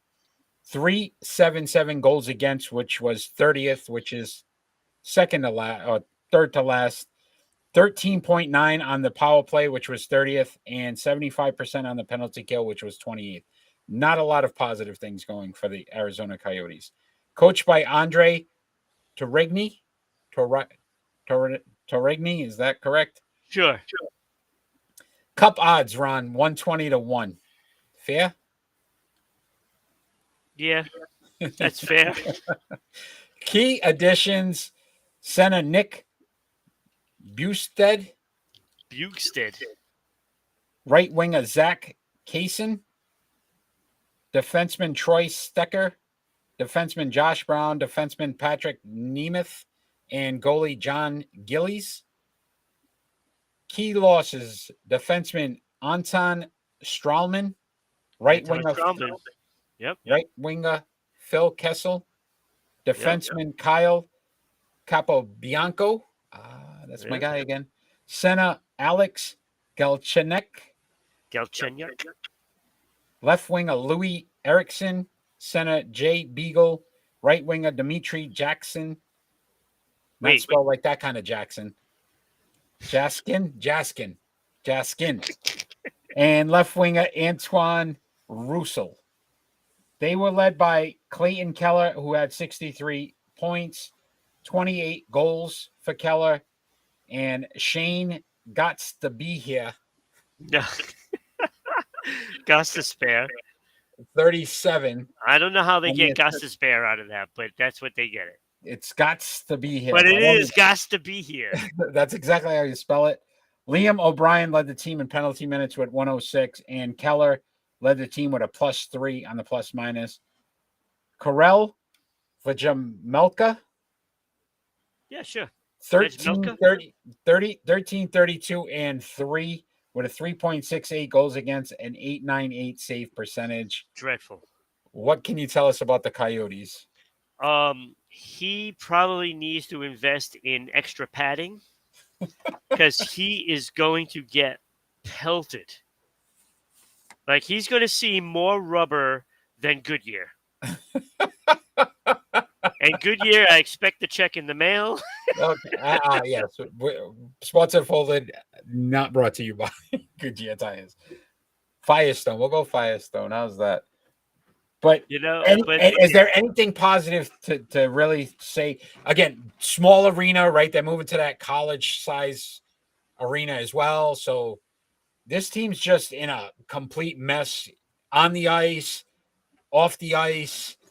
Is there any positives to take with this team? Well, Schmaltz and Keller are good hockey players, and they're hoping Boyd is. Boyd had 17 goals last year. I know they're hoping for him to hit 40 because they're going to need it. But they don't even have a second line. This is bad. Maybe that's why they only wanted 5,000 fans in their arena. Less booze they hear. Could be. Makes it a lot easier. Could be. Makes it a lot easier. Ron, that finishes off the Western Conference. Yeah, should we put them in playoff order, or are we gonna in order from 1 to 8? We can do that, or if you wanted to do it all at one shot, we could do that. Okay, we'll do it all at one. We'll do the West and East, and then kind of do our playoffs from there. Sure.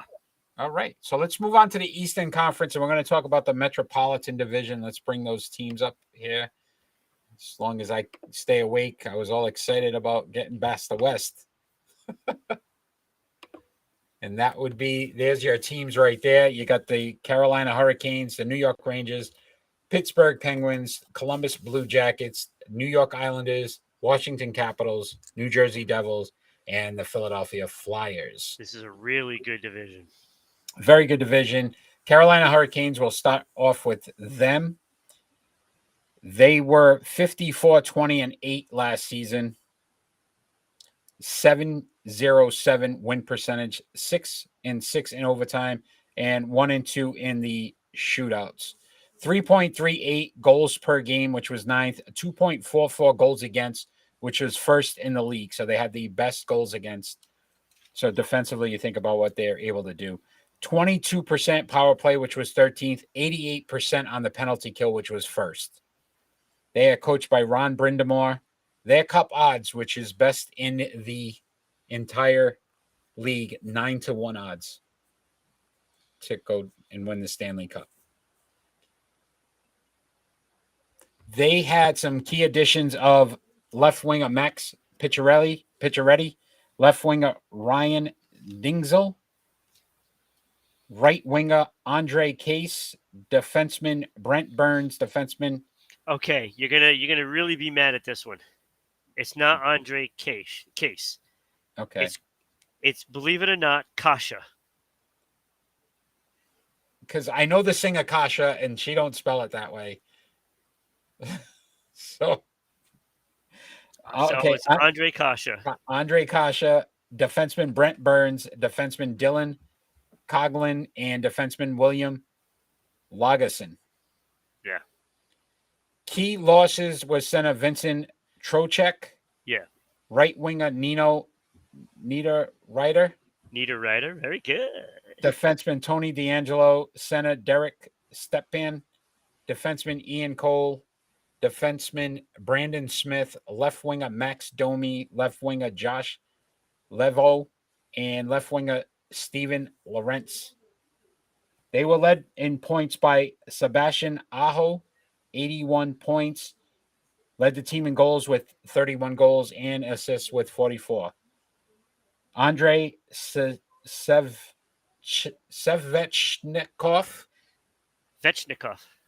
Oh, so close. 79. And penalty minutes. And Jacob Slavin plus 35 for the team. Frederick Anderson, goaltender, 35, 14, and 3, 2.17 goals against, 9.22 save percentage, and backed up by Rantanen. Nope, Rantanen. Ranta. That's Ranta. 15, 5, and 4, so 2.45, 9.12 save percentage. So you think about the goaltending there, where they were, Carolina. Your thoughts on this team? Because, again, they have them as the favorites to go all the way. And rightfully so. They lost Vincent Trocheck at center, but they really didn't lose, a key piece. Now, I know he was good. He was fantastic in the playoffs. But what they did is they just replaced their defense with Burns. And Burns is going to bring more to the table than what Trocheck brought to that center position, because they just put Cotton Yemi in there. And not Cotton Candy, Cotton Yemi. Cotton Candy. Now you're making me hungry. But this is a talented team. This is talented. And they got some kids that they can still bring up. And that's the thing. That's the scary part. But that defense with Slavin and Burns and Sky and Pesci and DeHaan, they are good. They're good. You watch, obviously, far more hockey than I watch. But I did watch the Bruins series when they played Carolina. And Slavin must have been, he was involved in so much of what they did and were able to control when it came to controlling the puck. So, again, 9-1 odds. Do you feel like they are the favorites in the East? At least in the East. Yes. Right? Great goaltending. A lot of depth, too. You look at it across the board. Even their fourth line, they've got guys that Kasha, 27 points, from a fourth line. Yeah, well, he was in Toronto, so I'm not expecting him to have, a great season. Look, I just don't think he's going to get the minutes. He's not going to have the talent around him, and I think that those numbers, he's not going to get 14 goals if the guys that he's going to play with can't get him the puck. Gotcha. So we'll see. Like I said, they have some talented young kids, and maybe he is going to have that kind of year. If he does, he's got to stay healthy too. So he has a hard time doing that. So I'll ask you this question before we move on. Other than injury, what would be one of the things that could possibly set this team back from not going to the Stanley Cup? Shesterkin, who we're going to talk about next. That's the only or Vasilevsky. That one of those two guys are the only guys that are going to stop this team Gotcha. if they can. If they can. Yeah. So your thoughts are they are the favorites right now They are. I think In they the are East. the favorites in the East. in the East. All right, let's talk about the New York Rangers. New York Rangers obviously overachieved in the playoffs, right? Made a big run, which was unexpected. But 52-24-6. So a very good record, 671 win percentage, 4-3 in overtime, 4-3 in shootouts, 3.05 goals per game, which was 17th, a 2.49 goals against, which was second. So you think about the Hurricanes first, right behind them was the Rangers at 2.49. 25.2% on the power play, which was fourth. So very good on the power play. 82.3% on the penalty kill, which was seventh. Coached by Gerard Gallant. I apologize. Cup odds 19-1. Wow. So surprising there, right? Yeah, that is surprising. Key additions: Vincent Trocheck, center Ryan Carpenter, goalie Jaslav Halak, and goalie Luis Domingue. But if you think about what they have at goalie, these are just obviously fillers for when Shesterkin can't go. Key losses: center Andrew Kopp, center Ryan Strome, defenseman Justin Braun, goalie Alexander. You can say his last name again. Georgiev. Right winger Frank Vetrano, defenseman Patrick Nemeth, left winger Tyler Mott, center Kevin Rooney, and center Craig McKegg. I got it this time. All right, so they were led by Panarin. Panarin, the bread man. 96 Panarin. points. Krita led the team in goals with 52. Panarin led the team in assists with 74. Trouba, penalty minutes, 88. And Zibanejad, 30 plus. And then we talked about Shesterkin, 36, 13, and 4. 2.07 goals against, a 9.35 save percentage. Absolutely ridiculous, his numbers. It is. Lot of losses, though, on this team. Can they match what they were able to do? Continue with that obviously massive playoff run? Can they bring that over to this regular season, or were they just overachieving and kind of come back down to earth here? Yeah, they got some new bodies in there. I see Kravtsov on that that second line right wing. But Panarin now has Trocheck as a center on that line, which is a big upgrade. So I think that line is going to be okay. Kako will center that third line with Cheidel and Blaze. Blaze, of course, is a young kid coming up. So they got some questions on, that second and third line. Actually, no, I'm sorry. Lafreniere is on that line with Cheidel and Kako. Blaze is the young kid coming up on the fourth line. Sorry.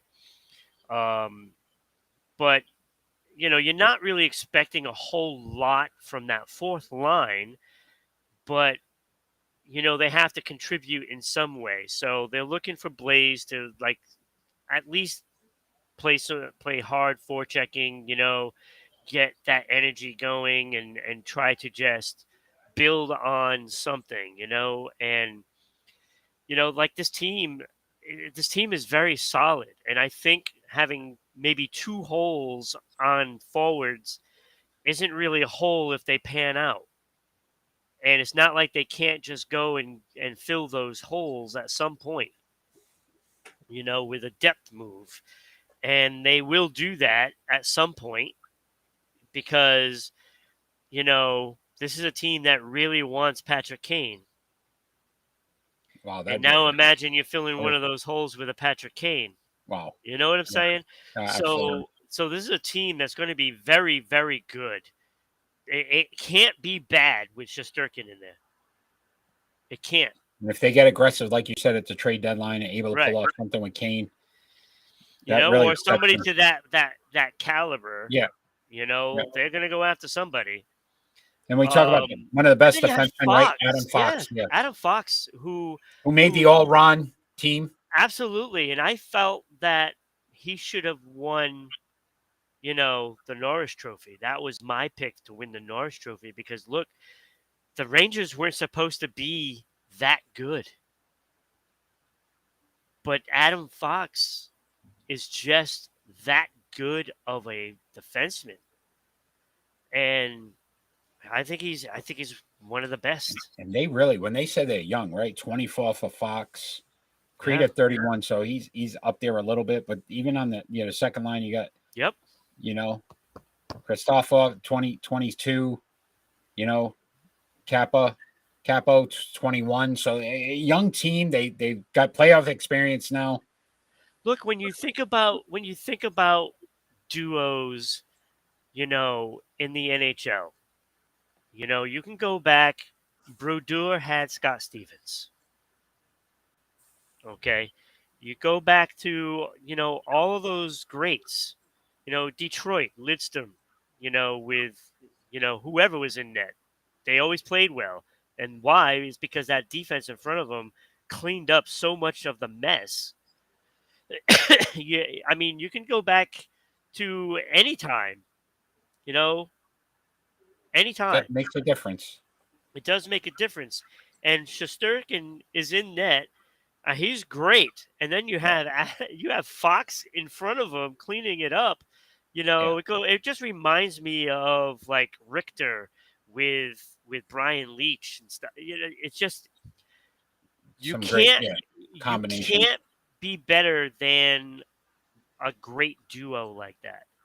You know, Especially you can have defensively. Yeah. look, you can have that great duo in Edmonton all you want, but I'd take Shesterkin and Fox over McDavid and Draisaitl any day of the week. Yeah, well, Any day. we've talked about playoffs time, right? Goalies such an That's impact, right. but defense, if you can't score, you know what I mean? It doesn't take much. Yeah. Look what Dallas did. I think Right. most of the games were 1-0, and it was just because of the goaltending and the defense that was being played in front of them. So Right. now it's going to be a very interesting team. Do they have enough to be ahead of the Hurricanes, though? I'll give you that answer later. Okay.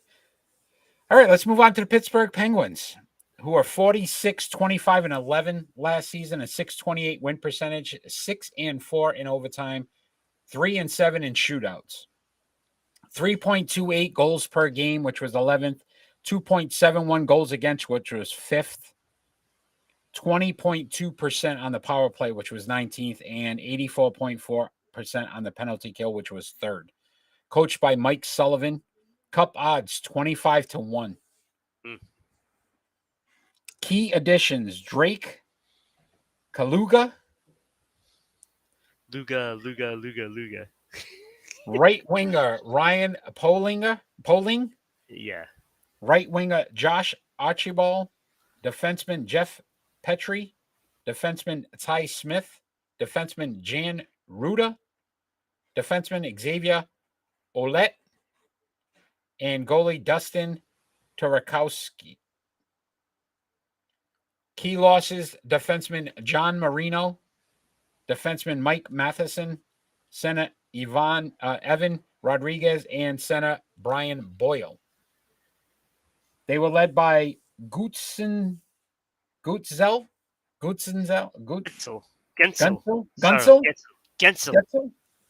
That's Getzel. Jake Getzel, 84, led the team with 40 goals. Chris Letang, 58 assists. Letang led in penalty minutes as well with 49. And Brian Dumoulin, Yep. That's 20 very good. plus 24. Tristan Jarry, the goaltender, 34, 18, and 6, a 2.42 goals against, a 919 save percentage. Your thoughts on the Penguins? You know, they did lose more than what they gained. But they brought the show back for another year by re-signing Malkin and Letang and all of them. they're gonna give another shot at that core with Crosby and all of them. Yeah. They're gonna And give it another Gutho and- shot. The only problem is really the health of these guys. They are long in the tooth now. Yeah, Crosby 35. You don't think about it. Malkin 36. Yeah, they're up You know, there, the and third they've been line, Jeff having Carter's injury 37. problems.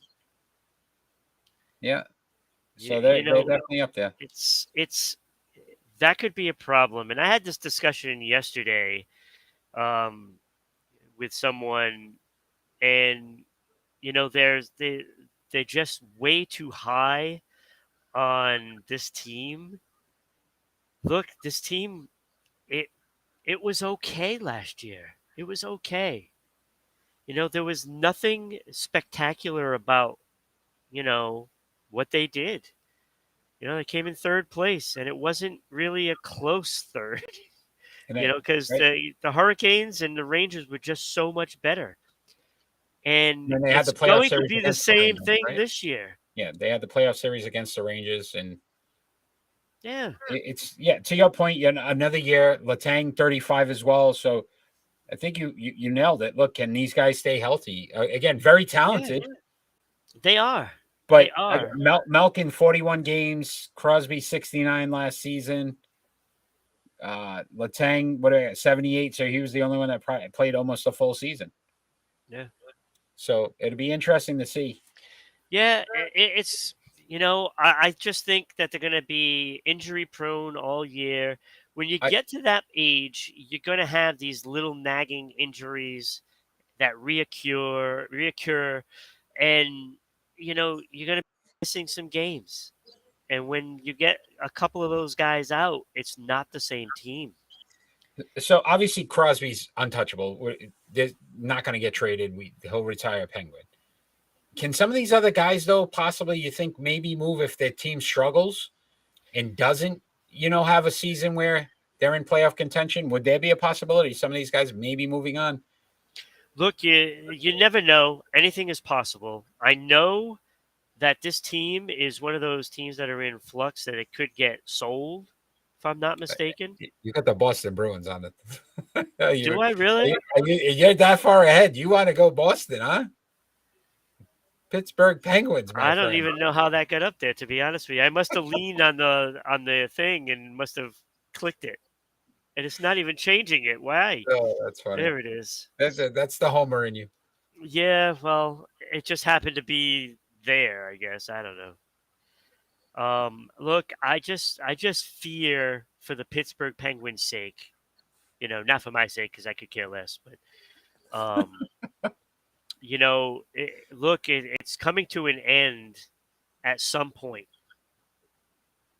Like before you had Mario Lemieux, and then I don't know how, but Sidney Crosby was gift wrapped and handed to you. But is there going to be another one that's coming your way? I mean, really. I think this team will be always too good to get a guy from now on because it's a franchise, but the sales team could change things. And I know now, if I'm not mistaken, that it's the Fenway Team ownership that owns them now, right? Yes. So we don't know what they're planning on doing with this team. I mean, because if it's anything like they run the Red Sox, for years the Pittsburgh franchise has been in a little bit of trouble, like financially, and so is it more stable now, or do they just gotta sell off and try to start from scratch? I don't know what their plan is, so that is still yet to come. But we know that these guys are all getting old. When you have like 5 guys that are 35 plus, you don't have much more time left. Yeah.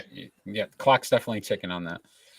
So let's talk about the Columbus Blue Jackets, who went 37-38-7 last season, a .494 win percentage, 7-4 in overtime, 4-3 in shootouts. 3.15 goals per game, which was 14th. 3.62 goals against, which was 28th. 18.6% on the power play, which was 24th. 78.6% on the penalty kill, which was 20th. They are coached by Brad Larson. Their cup odds 29-1. Key additions, the big pickup was Johnny Gaudreau. We talked about that several times, even on our regular show. Right winger Matthew Oliver, defenseman Eric Gooden-Branson, and defenseman Marcus Bjork. They did lose right winger Oliver Bjorkstrand, defenseman Dean Kukin, defenseman Gabriel Clausen, center Kevin Stenlin, and defenseman Scott Harrington. Obviously, a lot of change with this team, but they were led by Voracek, 62 points. Patrick Lane had 26 goals. Voracek. Line. You guys killing me with this hockey stuff. Line and Voracek had 56 assists. Gava Rivkov, 68 on the penalty minutes. Oh, and Gregory Hoffman, +6. Goaltending was Elvis. Go ahead. Merlitskins.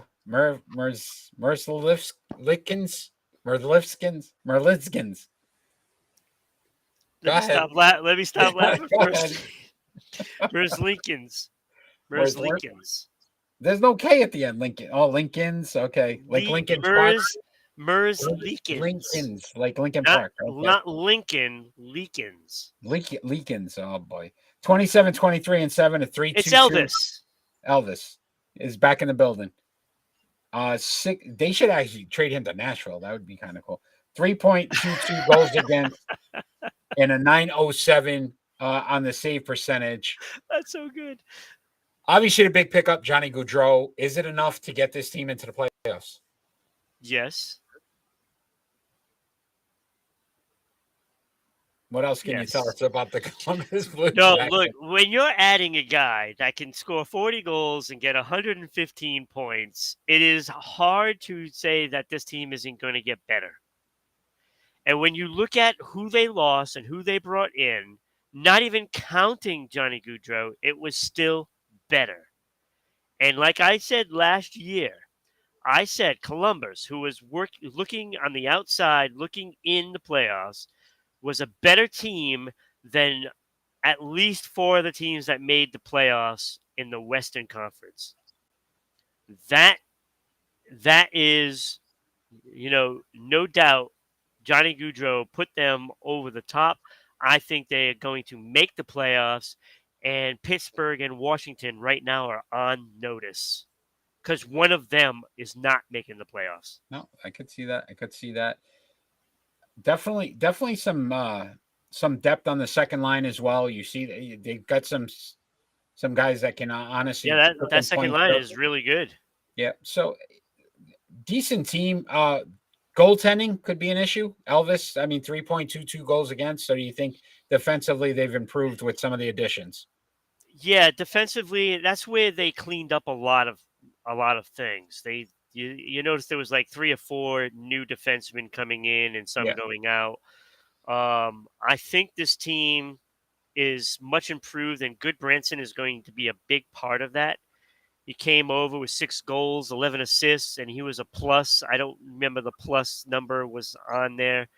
But he is a positive defenseman for your team, and that is going to help the team, defensively. And I think, even if he's on that third pairing, it doesn't mean that he's not, any better than the other guys. I think that's just where they slotted him in, because if he's a right defenseman and you have, Boqvist and Peak, there, they're going to slot him in because he's better defensively, but he's probably going to be one of the guys that are going to be killing the penalties, playing against the top line.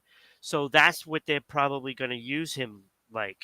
It's very similar to when you see Chara in his later years with like the Islanders and the Capitals. He was out there killing those penalties. Even though Good Branson is not in his later years, but that's the kind of defenseman he is. So he's gonna shut it down, lock it down on those penalty kills, and that is gonna come up big. It's kind of like Forbert with the Bruins. They get this big guy, they put him out there in the penalty kill. He's going to take up a lot of space in front of that net, and he's not gonna get pushed around. You don't want those smaller defensemen out there because they get moved, Yeah. and that's not what you want. So Goodbranson is going to shore up a lot of that, and I think the other defensemen are going to take notice. And because like I'm looking, Werenski is a very good defenseman. He's just didn't play well last year. I had a lot. He had 48 points, but defensively he was not good in his own end. And if this team has a bad start because of bad defense, coaching change. Okay. Just saying. Could be early on, right? You think about the addition. You pick up somebody like Goudreau. Expectations are that you're going to be the a playoff expectation is contender. they are making the playoffs. Yeah, that is the absolutely. expectation there, because you're not paying Goudreau to come here and Yeah. not do it. And if they Yeah. have the scoring, and it isn't Elvis's fault, you upgraded the defense. So what's the problem now? Would you say Could be then the it should be all philosophy. shook up? Yeah. Yeah. See? All Yeah, right. that was good. I like That's it. good. See? I like it. Let's talk about the New York Islanders. 37, 35, and 10 last year, a 5-12 win percentage, 1-4 in overtime, 2-6 in shootouts, 2.79 goals per game, which was 23rd, at 2.82 goals against, which was 7th, 22.1% power play, which was 12th, and an 84.2% penalty kill, which was 4th. Coached by Lane Lambert, their cup odds 32-1. Key addition was defenseman Alexander Romanov. Key losses: defenseman Zdeno Chara, defenseman Andy Green, defenseman Thomas Hickey, left winger Michael Del Calle, and goalie Corey Schneider. They were led by Brock Nelson. He had 59 points. He had 37 goals. Matthew Barzal, 44 Just got a assists. huge contract. Huge. Oliver Wallstrom led the team in penalty minutes with 74. Adam Pelech is a plus 20. Pelech. Isla Sorokin. I always get his wrong too. Sorokin. 26, 18, and 8. 2.40 goals against, a 9.25 save percentage. Sorokin, obviously a very good goaltender. But do they have enough talent on this team? Didn't really pick up much. No, they didn't really do much. Look, I thought this team underachieved last year. I thought for sure this was going to be a team that could get to the Stanley Cup. But a year later, I'm going to go a full reversal.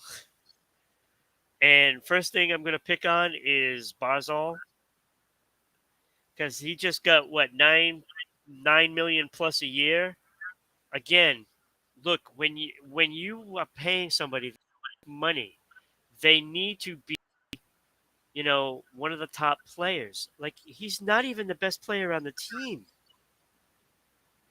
Like, Yeah, look, $7 million a year. Look, Yep. I He's get, signed through he's 2031. got all this skill. He's got all the skills, but don't you think by now it would have blossomed into that player that they all expected? Like, I know that, Bruins made a mistake, drafting DeBrusque and not drafting Barzal. Well, Barzal had 15 goals last year. Correct me if I'm wrong. That is less than Jake DeBrusque. Why are people still high and mighty on Barzal? Like, he hasn't done anything.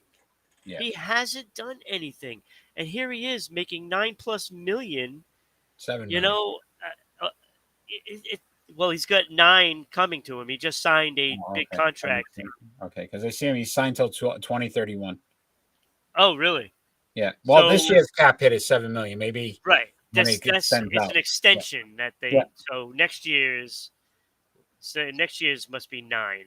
So Yeah. He's definitely not. Yeah, like you said, yeah, no, Brock like Nelson. look, I'm not giving They have a the same amount 15 of goal points. scorer $9 million a year. I'm not doing it. It's not happening. And I don't care what anybody says. Yeah, I think he's very talented, but where is it? Where is it? And can we say That's that it's similar to Pittsburgh aging team, right? A lot of 30 plus, in the yeah, 30s here, especially Palmieri. especially from the Lee's got to forwards. be up there, right? Who? Anders Lee. Yeah, 32. So they're starting to get up there. They're running out of time, and they have some good defensemen, Pellick and Pulak. Like those two players are great. And I need Dobson. you to say that fast 3 times. What, Pellick and Pulak? Pellick, Pulak. Yeah, no, I don't think so. But yeah, no, so again, underachieved last year. They take even a bigger step back this season in your eyes?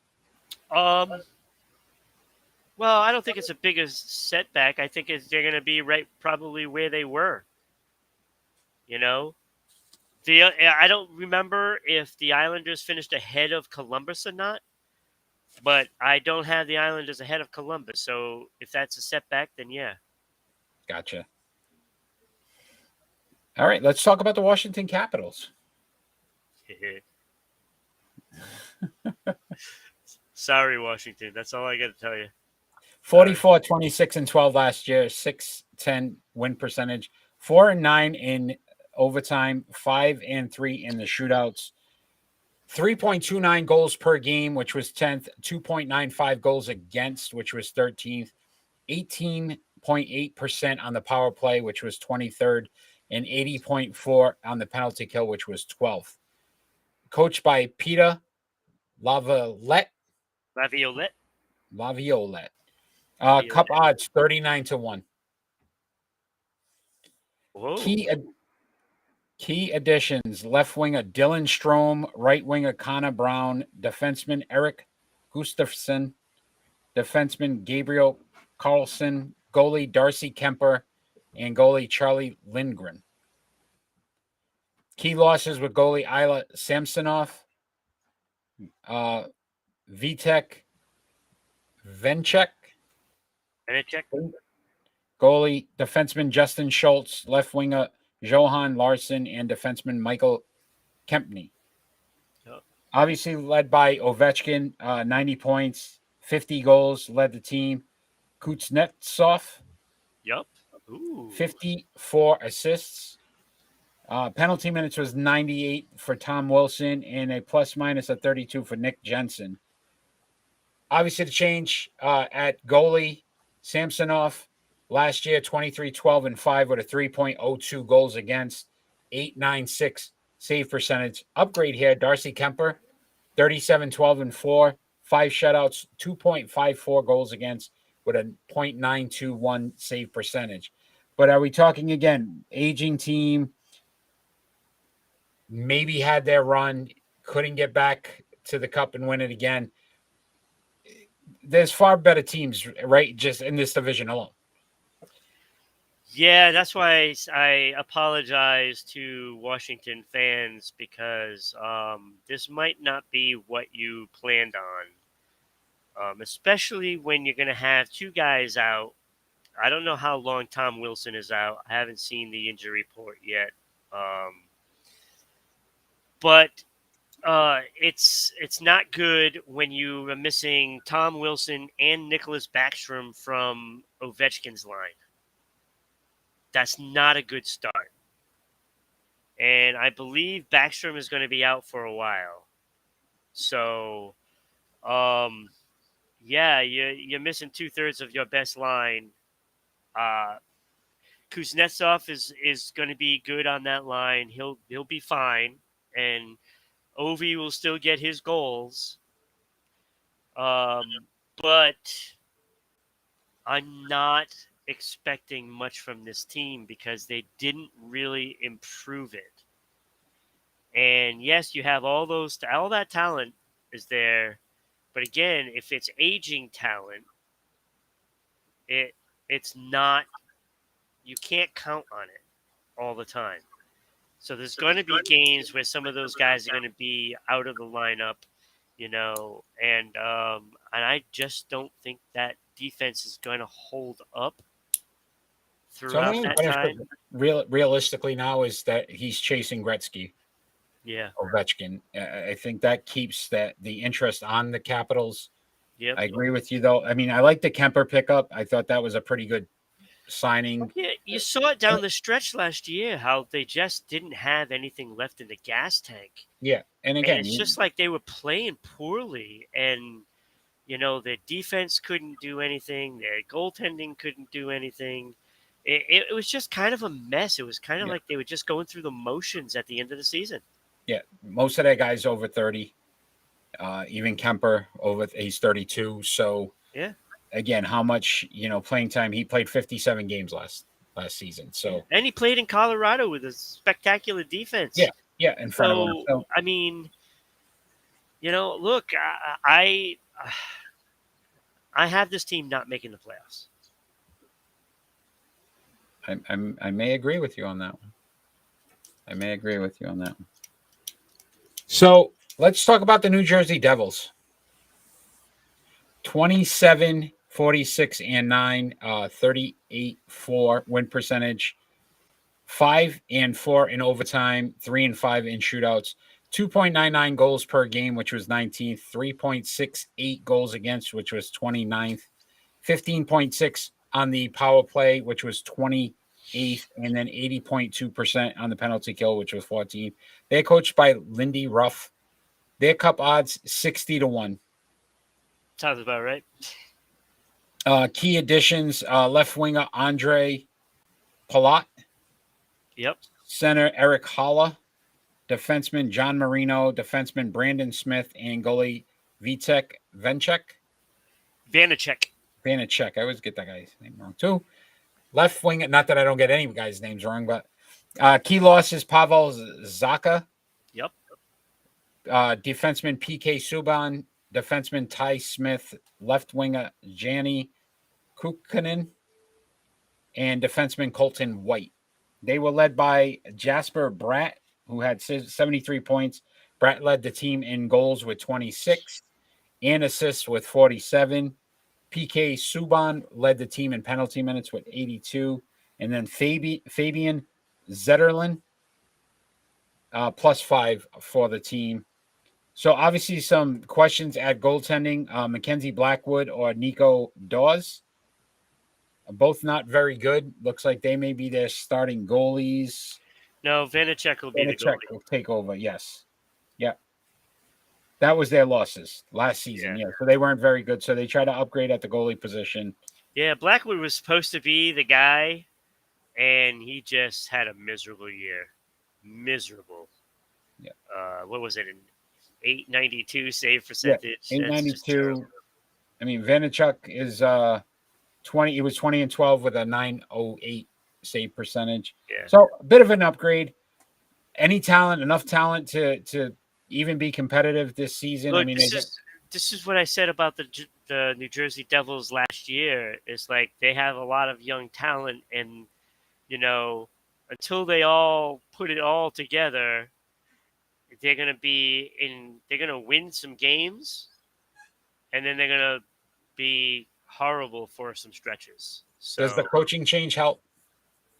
It possibly could. I see the difference in their play in the preseason. It seems like they're really more defensively aware.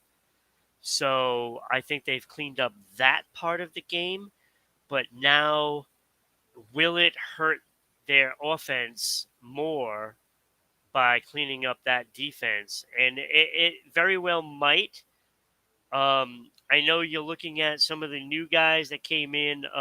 They have Wood, who will be on the third line with Tatar and now Eric Haller, former Bruin, in that switch with Zaka. Look, Eric Haller had 18 goals, mostly with Hall and Pasternak. Um, the last I looked, Hall and Pasternak are not in New Jersey. Hall Yeah. used to be, but they are not there. He is not going to be playing with that talent. He is not getting 18 goals. And then Palat coming over from Palat is a big Rick. pickup. Yeah, big. That is big. That's the guy that I think Tampa Bay should have kept. Should So, have. so it'll be interesting to see how they mesh it together. Again, don't expect them to be a contender this season, but to your point, they made some key moves. The young kids, if they're able to come up, Yeah, because Palat coming over and playing on Hughes's line. Okay, first of all, you got Hughes, 26 goals, 56 points. Great talent. He's still trying to find his way what to do in the NHL, right? So you give him Palat, who, if there's anybody in this league that knows what to do in the NHL, it's him. You know, yeah, all the you win a experience couple of from Tampa. Stanley Cups, that'll do it. Yep, that kind of helps. So, and then you throw Mercer on that line, and now you got two young kids that are going to learn from some experience, and that is going to be valuable. And it will help as the year gets on. I think this New Jersey team might get better as the year goes on. Next year, I would expect this team to make the playoffs next year. Oh, okay. Pretty interesting. Let's talk about another team that's pretty much down and out, and that'd be the Philadelphia Flyers. 24, 46, and 11 last season, 372 win percentage, 4-7 in overtime, 1-4 in shootouts, a 2.56 goals per game, which was 31st, 3.59 goals against, which was 27th, 12.6 on the power play, which was 32nd, so dead last, 75.7 on the penalty kill, which was 26th. They are now coached by John Tortorella. Their cup odds 75-1. Key additions: left winger Nick Deslauriers. I already had this name. Deslauriers. Defenseman Tony D'Angelo. Defenseman Justin Braun, and goalie Troy Grosnick. Key losses: goalie Martin Jones, left winger Oscar Lindblom, defenseman Keith Yendel, and center Nate Thompson. They were left by Travis Konechny, 52 points.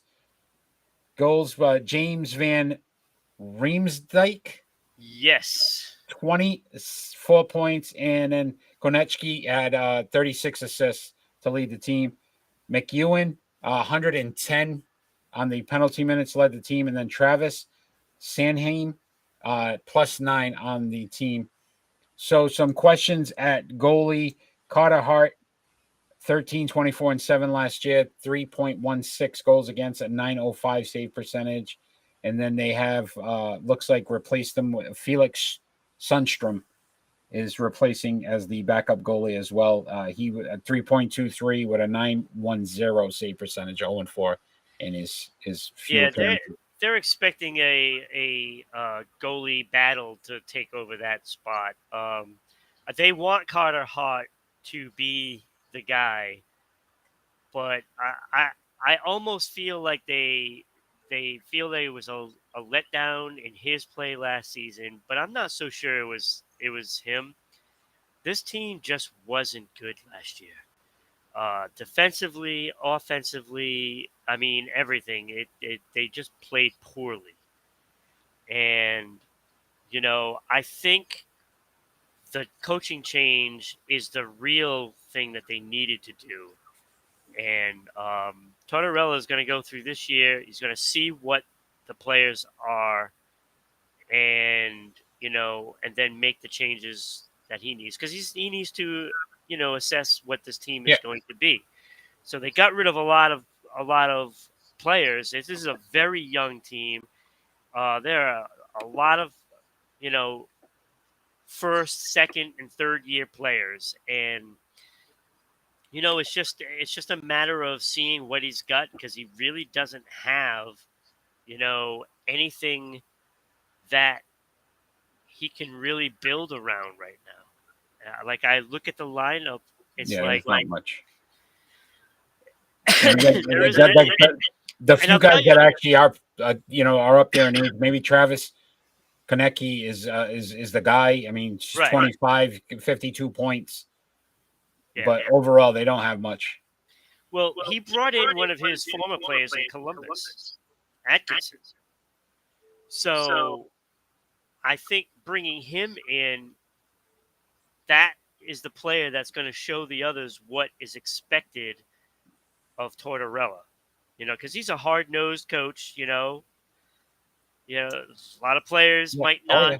like to play for him, but a lot of players, obviously, Atkinson liked playing for him because he came over.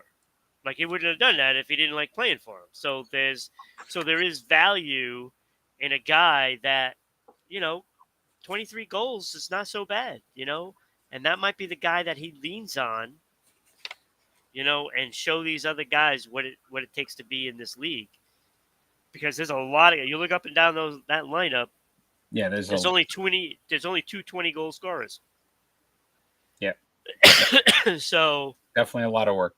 yeah, so this is going to be a year where he's going to say, okay, these guys I want to bring forward to next season, and then these other guys that we're gonna move on from. That's what this year is all about. Is assessing and grading his talent. No, I like it. I What think they can that's do about it. exactly where they go. And again, how good are his press conferences going to be this year? Oh, I can't wait for that. They're fun. Yes. So we are on to our final Eastern Conference, and that's the Atlantic Division. We are going to break down these 8 teams, and then we're going to give you our picks for the Stanley Cup. So excited about that. But those teams are Tampa Bay Lightning, the Toronto Maple Leafs, Florida Panthers, Ottawa Senators, the Boston Bruins, the Buffalo Sabres, Detroit Red Wings, and the Montreal Canadiens. So we'll start right off with the defending Eastern Conference champs, and that would be the Tampa Bay Lightning. Obviously had that run ruined of that straight streak. A lot of hockey they've played. 51, 23, and 8 last season, 671 win percentage, 10-3 in overtime, 2-5 in shootouts, a 3.48 goals per game, which was 8th, 2.78 goals against, which was 6th, 23.9% power play, 8th, and 80.6% on the penalty kills, which was 11th. They are coached by John Cooper. Cup odds, 13-1 odds to go back to the Stanley Cup. Key additions, they picked up defenseman Ian Cole, defenseman Philippe Myers, defenseman Hayden Fleury, and right winger Vladislav Nemestikov. Yeah, close enough. Nemestikov. Key losses was left winger Andre Palat, defenseman Ryan McDunn, defenseman Jan Ruda, and defenseman Frederick Clausen. Steven Stamkos led the team in points with 106, led the team in goals with 42. Victor Hedman, 65 assists. Pat Maroon, 134 penalty minutes, and Hedman led the team with a plus minus of 26. What a maroon.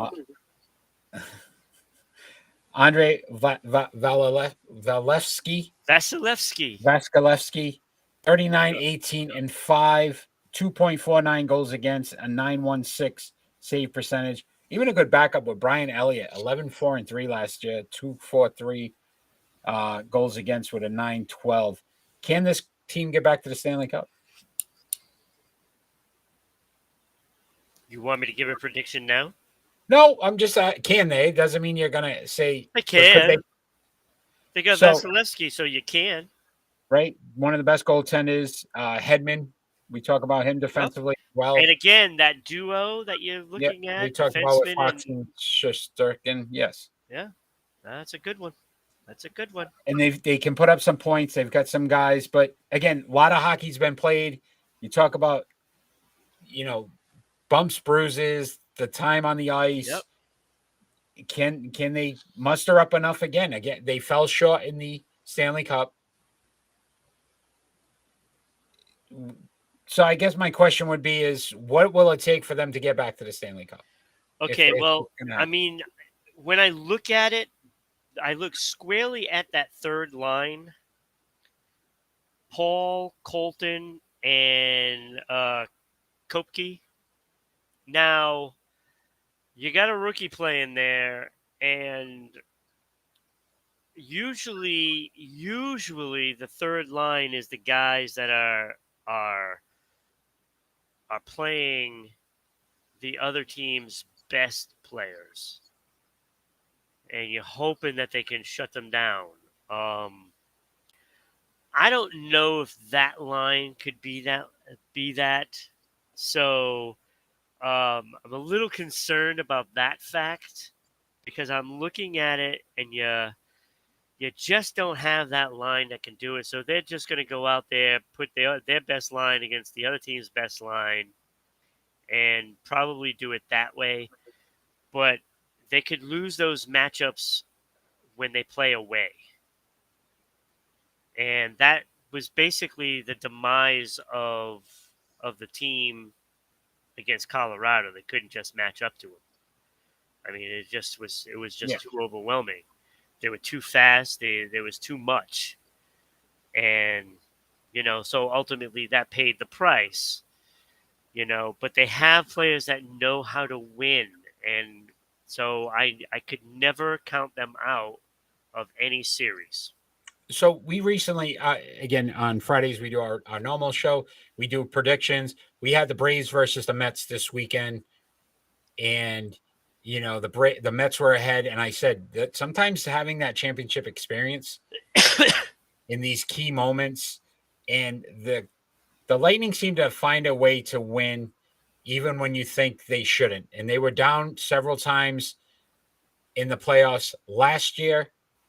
But again, how much more can a team continue to grind it before it becomes too much? And I think this may be the year that again it may be just too much where they'll make the playoffs. I'll tell you when we make the predictions. Yeah, but exactly. So let's talk about the next team, and that's going to be the Toronto Maple Leafs. And they were 54-21-7 last season, 658 win percentage, 6-6 in overtime, 3-1 in shootouts, 3.80 goals per game, which was second, 3.07 goals against, which was 19th, 27.3 on the power play, which was first, best team in hockey in a power play, 82.1% on the penalty kill, which was eighth. Coached by Sheldon Keefe, their cup odds 15-1. That's way too good. Key additions: Adam Gaudette, right winger Kali Jarnikoff, John Kruk. Sorry, John Kruk, yeah. John Kruk. Like John Kruk that used to play for the Phillies. Right winger Nicholas Obi Kubel, defenseman Jordy Ben, defenseman Victor Mati, goalie Matt Murray, and goalie Isla Samsonov. Key losses were goalie Jack Campbell, left winger Isla Mikhaev. I don't know on that one. Mikhaev, right winger Andre Case, defenseman Tasha Isla Lubrishkin. Oh my God. Liber Bushkin. Sure. Center Jason Spezza, right winger Colin Blackwell, and goalie Peter Mrazek. So they were led by Austin Matthews, who had 106. You're going to have nightmares tonight, dude. I am. 60 goals, led the team. Mitch Marner. Yeah. Mitchell Marner, 62 assists. Wayne Simmons, 96 on the penalty minutes. And Michael Bunting was a plus 27. We talked about the switch at goaltender. Not sure this is an upgrade. Samsonov, 23, 12, and 5. He had 3 shutouts at 302 goals against, 8.96 save percentage. Jack Campbell actually 31, 9, and 6 with a 2.64 goals against, 9 .14 save percentage. I don't know what they were thinking. So your thought process on Look, we're talking. Okay, we talked about Tampa Bay already. Can they sustain? Right. Okay, Toronto is going to be without Jonathan Tavares for however long. I don't know. This 3 is weeks. 3 weeks, Tavares. this is this is problematic for Toronto because really they didn't upgrade their defense and they're still trying to look for a defenseman. Well, now is not the time to look for one. You should have done that during the off season.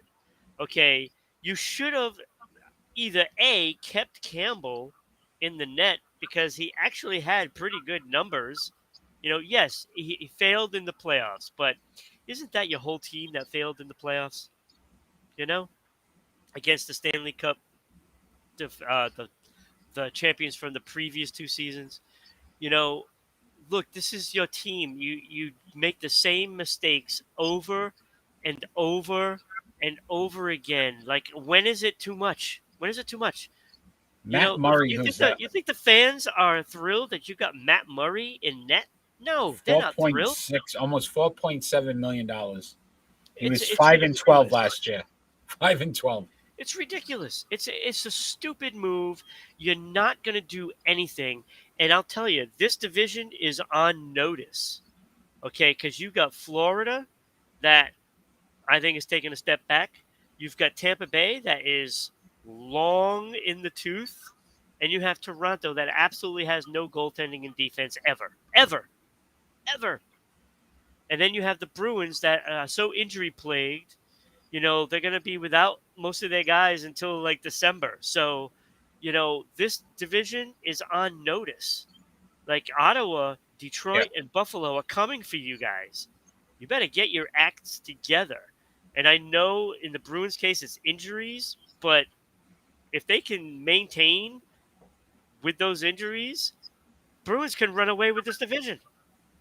I really, truly believe that they could. Do I think they will? No, but I think they could.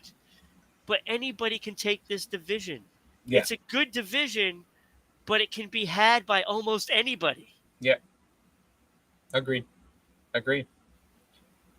Yeah, it's going to be interesting to see, like you said, if they can pick up a defenseman. I actually feel bad for Toronto fans because they deserve better than this. Yeah. Well, maybe they don't, but no Christmas cards. No Christmas cards. All right, let's talk about the Florida Panthers. Florida Panthers, 58-18-6 last season, 744 win percentage, 13-2 in overtime, 3-4 in shootouts, 4.1 goals per game, which was first best scoring team in the league last year, 2.95 goals against, 12th overall, 24.4 on the power play, which was fifth, 79.5% penalty kill, which was 16th. They're coached by Paul Maurice. Their cup odds 16-1. Key additions: Matthew Tkachuk, left winger Nick Cousins, left winger Chris Turney, center Colin White, right winger Rudolph Blasser, defenseman Mark Stahl, defenseman Michael Del Zotto, defenseman Kali Sajalin, and goalie Alex Lyon. Key losses: Jonathan Huberdeau, left winger, defenseman Mackenzie Weegar, center Claude Giroux, left winger Mason Marchand, defenseman Ben Sherratt, left winger Maxim Marnin, center Nolan Acciari. No, I still said it wrong. Acciari. Center Joe Thornton and defenseman Robert Hagg. They were led by Alex Barkov. Yes. 88 points in the season, 39 goals for Barkov, 49 assists. Radko Gudas. Okay. 105 in the penalty minutes. Gustav Forsling. It was a plus 41. Bobrovsky, right? Yeah, Bobrovsky. It's 39-7-3, 2.67 goals against, a 913 save percentage.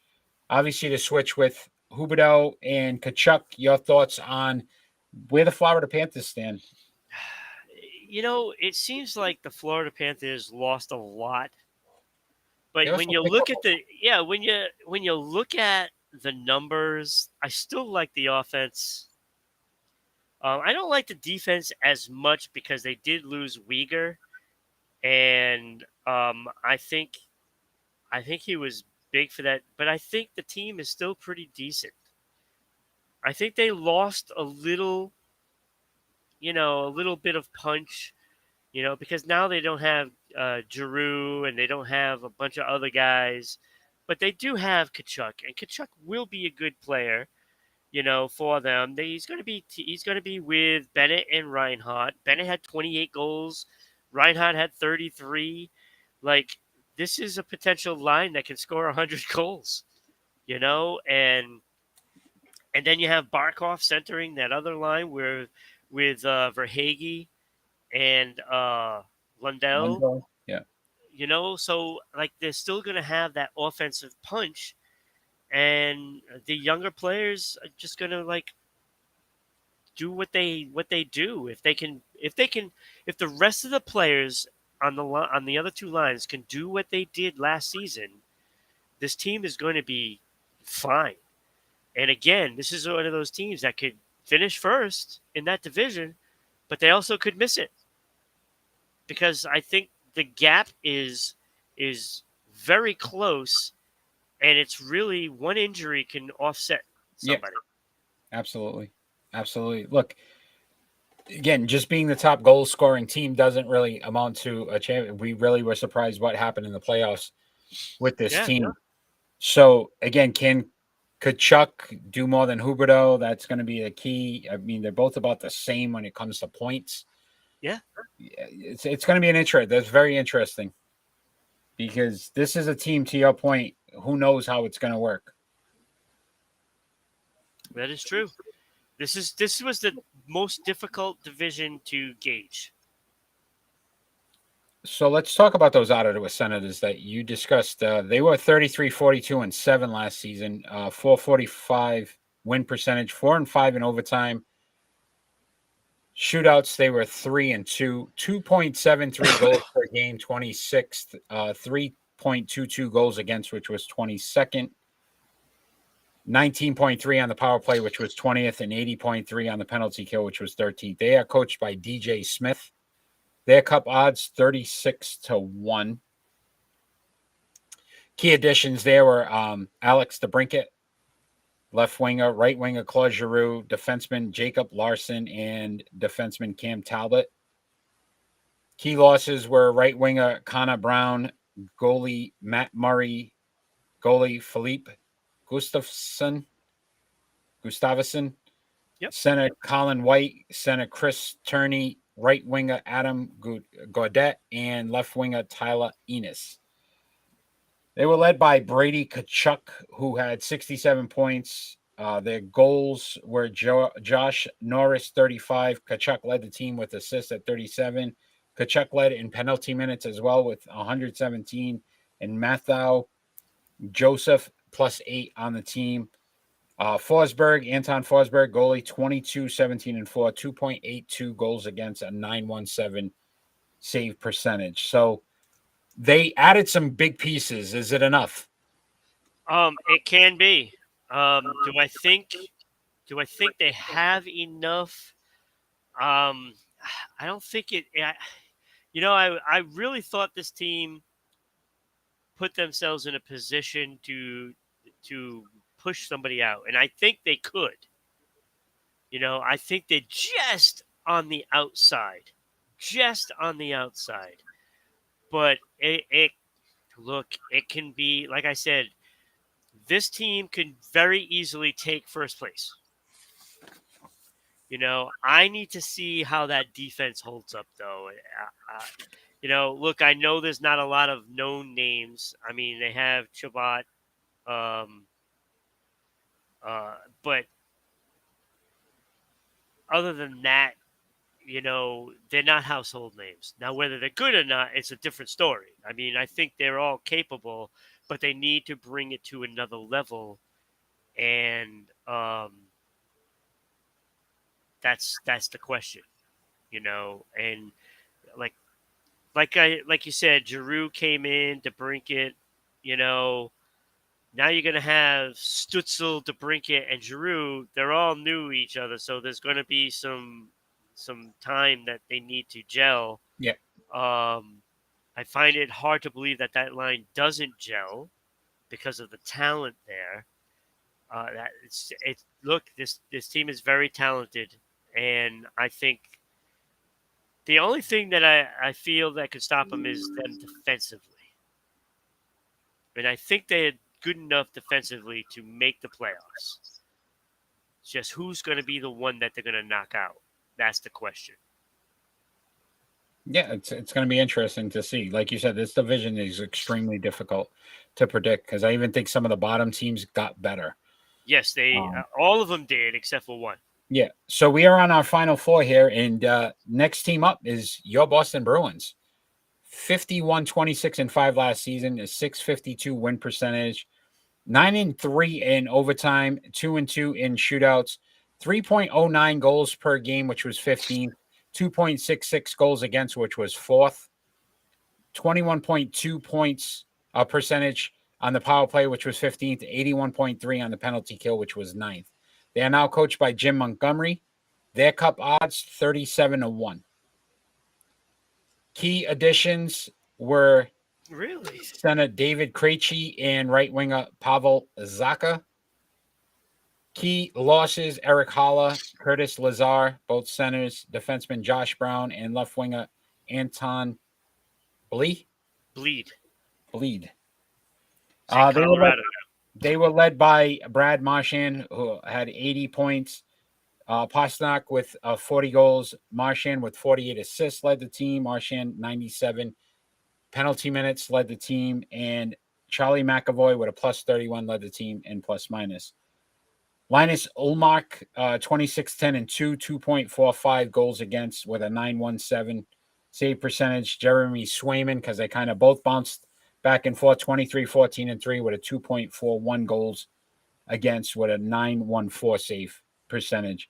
I know you could talk about the Boston Bruins for 17 hours, but in a condensed version, what are some of the things you're looking for from this team? Because there's obviously we talk about age, another aging team that probably on their final run. Can they get through these injuries early on? And that's the question, Eric. That's the $1 million question: is can they get through these injuries? You know, when you're without McAvoy, who's the plus 31 there. Yeah. You know, Grizzlick, another defenseman. You know, and then you throw in Marchand, and now Hall is also out. I just saw that. Yes. So that is, well, there's 3 All-Stars there, right? Yeah, I mean, when you're counting stars, that's pretty big, you know. So the way it looks right now, Krejci coming back is a big upgrade from Haula. So Krejci is drooling. He cannot wait to get into a game with both Pasta and Hall. But he's going to have to wait for Hall for a little while, probably about 3 weeks, I'd say. But, you know, that's where you put Pavel Zacha in that spot. So I think that line is going to be a good line because no matter who Pasta plays with is going to benefit from it, you know. And then you have Bergeron. He's going to be with DeBrusque and probably Greer at start. I don't know if that's going to stay. But Greer has looked good so far. You know, he brings a lot of that grit. All he has to do is just go in front of the net and, you know, Bergeron will find him. So I think they'll be okay there until Marchand comes back because if Greer doesn't work out, then you can go with, you know, somebody like a Beecher who's done very well. So, you know, so you have 2 lines, and then you have the Coyle, Smith, and Frederick line, which was a great line last year. They did really well. Didn't put up a whole big pile of goals, but, you know, 40 goals they scored last year combined. Mhm. So, and they're going to play a lot of the better teams' players because they're, like Yeah. especially Coyle, who's a big guy. He's gonna cover those bigger power forwards, and so I think they can hold on. They're not going to set the world on fire while all those guys are out. I mean, let's be honest with that. Their offense is going to sputter. Um, but they have some kids that are really showing signs, and I've talked about Studnicka all last season, and he's going to get his chance this year. And I Beecher, who just in the other game against the loss against the Devils, he got 8 faceoff wins. That's important because Bergeron wins faceoffs, and you need a guy that can do that. So he might be one of those guys, along with Studnicka, that can take those center positions somewhere down the road, hopefully a few years from now. But you know, but that's promising. And then you also have McLaughlin, who's slated to actually make the team. They're saying with No Shik and Foligno. I beg to differ. I think they're going to go with the younger group. So we'll see what happens. I think they can hold on though. I Yep. think they can Again, hold on. defensively, you still got Lindholm. That's where the issue is going to be without McAvoy. But McAvoy, yes, and then I still quite which one of these goalies really takes over and can be the more dominant, Right. goaltender to Right. obviously protect this team right now with some of their key losses. They're not going to put up as many points defensively. Again, losing McAvoy could be critical for the defensively to have somebody in the pipes that's going to be able to So they stop got more. 2 months. They have 2 months to try to figure it out. And again, And they've got the talent. It's just a matter of can they hold on Right. long enough while these guys get healthy and are able to come back. And then who knows when you come back how long it takes you to really get back into that mode Exactly. of hockey. So that's going to be important as well. Yep. All right, my friend, Buffalo Sabres. 32, 39, and 11, a 4.57 win percentage, 4-8 in overtime with 3-3 during shootouts. 2.79 goals per game, which was 22nd. 3.50 goals against, which was 25th. 21.2% on the power play, which was 16th. 76.4 on the PK, which was 23rd. They are coached by Don Granato. Their cup odds 55-1. They picked up defenseman Isla Lubushkin, defenseman Kale Clegg, defenseman Chase Prisky, and defenseman Eric Cromie. Their key losses: center Cody Eakin, goalie Dustin Tarofsky, left winger Drake Kagulia. That's Julia Gulia again. Kagulia. Defenseman Colin Miller. Julia. Defenseman Mark Prisk, right winger John Hayden, goalie Aaron Dell, and center Mark Janikowski, not the kicker. Led by points by Tage Thompson, who had 68. Thompson had 38 goals. Rasmus Dahlin, 40 assists. Dahlin also led the team in penalty minutes with 68. Owen Power, no relation to Austin, +3 on the team. Goaltending, Craig Anderson, 17, 12, and 2, 3.12 goals against with an 8.97 save percentage. They're getting better, right? We see some improvement, but still not enough yet at this point with the Okay. Buffalo Sabres. So I'm just gonna point something out. Owen Power led the team with a +3. Yeah, baby. He is a rookie. Okay. Like he didn't even play enough games last year to qualify as a rookie last year. 19. He's 19 years old. Yeah, young kid. So he is the next defenseman waiting to explode onto the scene. He is probably going to be the best player on this team in 2 years. Now, with that being said, they are probably 2 years away. Very young team. Extremely Yes. young. Now, I like the direction they're going in. I like that defense. It's young, but I can see this in 2 years being a team that can make some noise if the franchise itself doesn't destroy it. They're known to do this. Tage Thompson, a solid player. They have some other young players in that lineup that are very good, and they just need time to start flourishing. Like I said, I think this team is 2 years away. They did make a lot of strides towards improvement, and it's mostly because of the youth. No, Um, very young team. Very young. you know, But could be a fun team. And again, in this division, to your point, there are some games to be stolen. oh yeah, and they can. They will stay. This to me, it's like the New Jersey Devils of this division, where they're gonna come out and they're gonna beat some teams and surprise some teams, but then they're gonna go on stretches where they can't win a game. Yeah. And it's all because of that youth. And maybe 4 years down the road, New Jersey Devils and the Buffalo Sabres could be the best teams in the league. So It'd be funny, huh? you never know. You You never never know. know. Let's But- talk. Let's talk some Detroit Red Wings. 32, 40, and 10. Welcome to the Alexa Prize, a university competition to advance AI. Alexa wants to talk. Alexa, stop. She wanted to jump in on the Detroit Red Wings, I guess. 32, 40, and 10. That's random.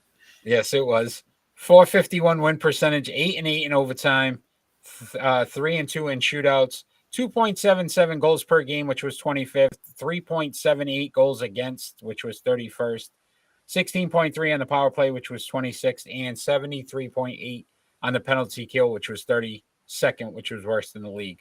Coached by Derek Lalonde. Sure. Cup odds 61-1.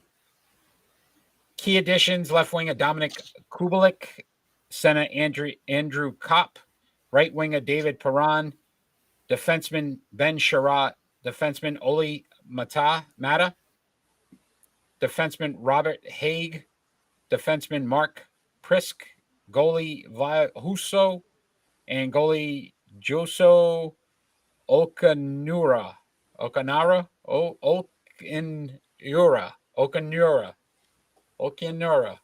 Got it. I have Nedeljkovic.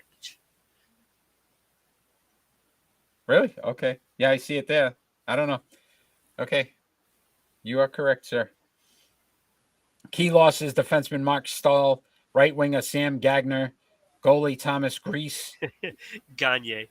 whatever. Defenseman Danny Kaiser. We're rolling to the end here, which is the Kaiser. Right winger Carter Roney, center Mitchell Stevens, and defenseman Oli Jalebi. All I can think of now is Rice-A-Roni. They were led in points by Dylan Larkin, who had 69. Larkin led the team in goals with 31. Moritz Seider, 43 assists. Giovanni Smith, 108 on the penalty minutes, and a +1 for Oscar Sundqvist. Alex, what was it? Nita Jovic? Nedeljkovic. Is he related to Djokovic from Denver Nuggets? I 20 don't and know. 24 and 9, 3.31 goals against, a 901 save percentage. What can you tell me? Look, they made some moves. They've got some key players in here. Yeah, I Is mean it enough? they did improve. I mean, I actually like the first two lines. I just don't see this team being able to do enough.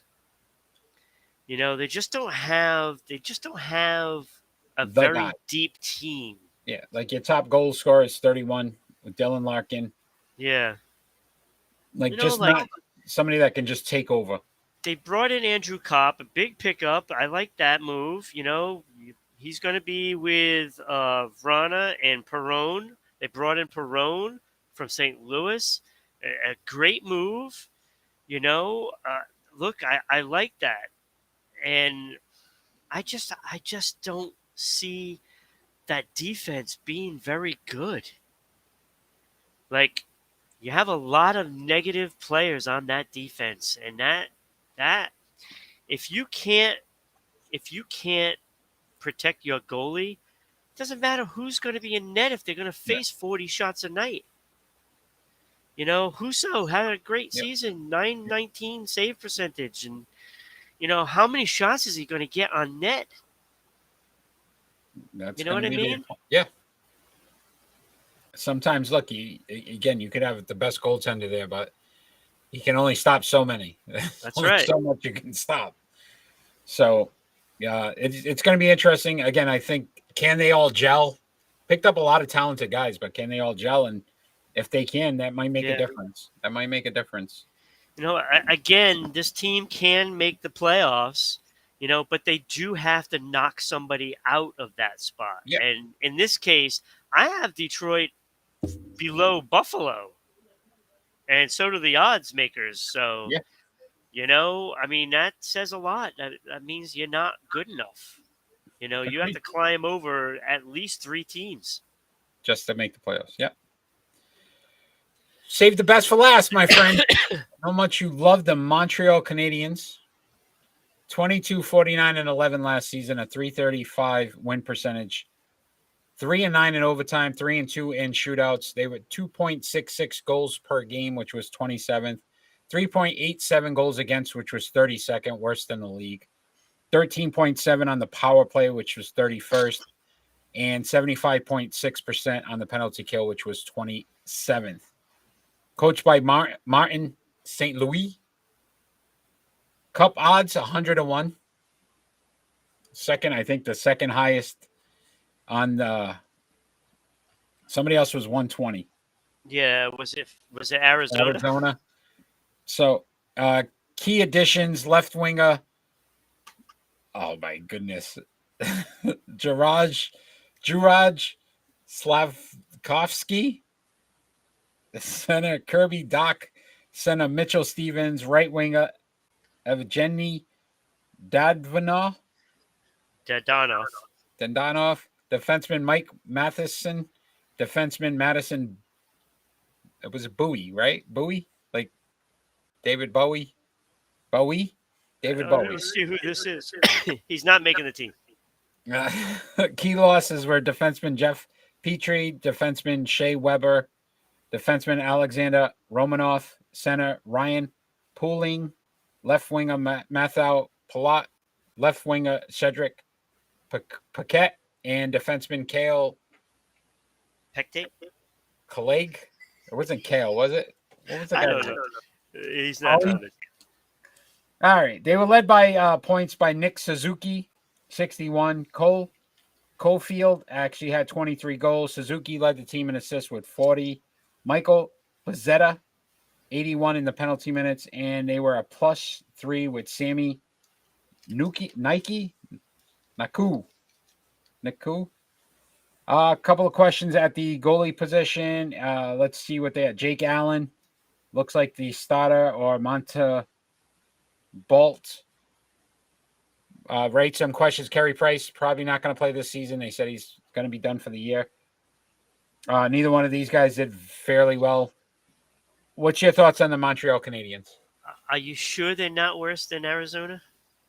I don't That's know. my thoughts. According to the odds maker, I don't know. Yeah, according to the odds maker, I'm not so sure that they're better. Yeah, not much better. There's no guys that scored over 25 goals. 23 is their top goal scorer. That's Cole Caulfield. Yeah, they have one line that can compete. This team is just bad. I feel sorry for Martin St. Louis because he's in for a long year. And as young as he looks now, wait till you see him at the end of the season. Wait till you see him. He's he's in for a long year. He's in for a long year. This team is pretty bad. But they're in that division, like you said. Anybody could. No, No, not this team. Not this team. I had to use your words against you. So, Ron, it's that time. We're going to make some predictions. Yeah, I predict Montreal coming in last. Montreal coming in last. So let's start off. What do you want? East or West? No, we'll go West. All right. So We'll go West. Which teams do you have making it to the playoffs? All right. So let me turn my page here. Even though I probably already know it by heart anyway. So in All the right. Central. So, You got your 3, right? 3, and no, you I got the have wild my card? 8. I Okay, have go my ahead. my All 8 right. seeds. Go ahead. 8th seed, I have LA Kings. Okay. 7th seed, I have the St. Louis Blues. Okay. My 6th seed is the Vancouver Canucks. Wow. Okay. Nice. Yes, Vancouver Canucks. My number 5 seed is Minnesota. My number 4 seed, Nashville Predators. Number 3, I have Edmonton Oilers. Number 2, Calgary Flames. And number 1, Colorado Avalanche. Okay. So I didn't number them that way. So I went 3 Central, 3 Pacific, and your 2 wild cards. But I went Colorado, St. Louis, and Minnesota. We'll get in. Edmonton, Calgary, and Vegas will be that third in the Pacific. My 2 wild card teams, Nashville and Dallas. Interesting. Nashville and Dallas. So East. I'll go first in the East. In the Atlantic, Toronto, Florida, and Tampa Bay. Metro, Carolina, New York Rangers, Pittsburgh Penguins. My 2 wild card teams, Ottawa Senators, and the New York Islanders. Okay, I see what you did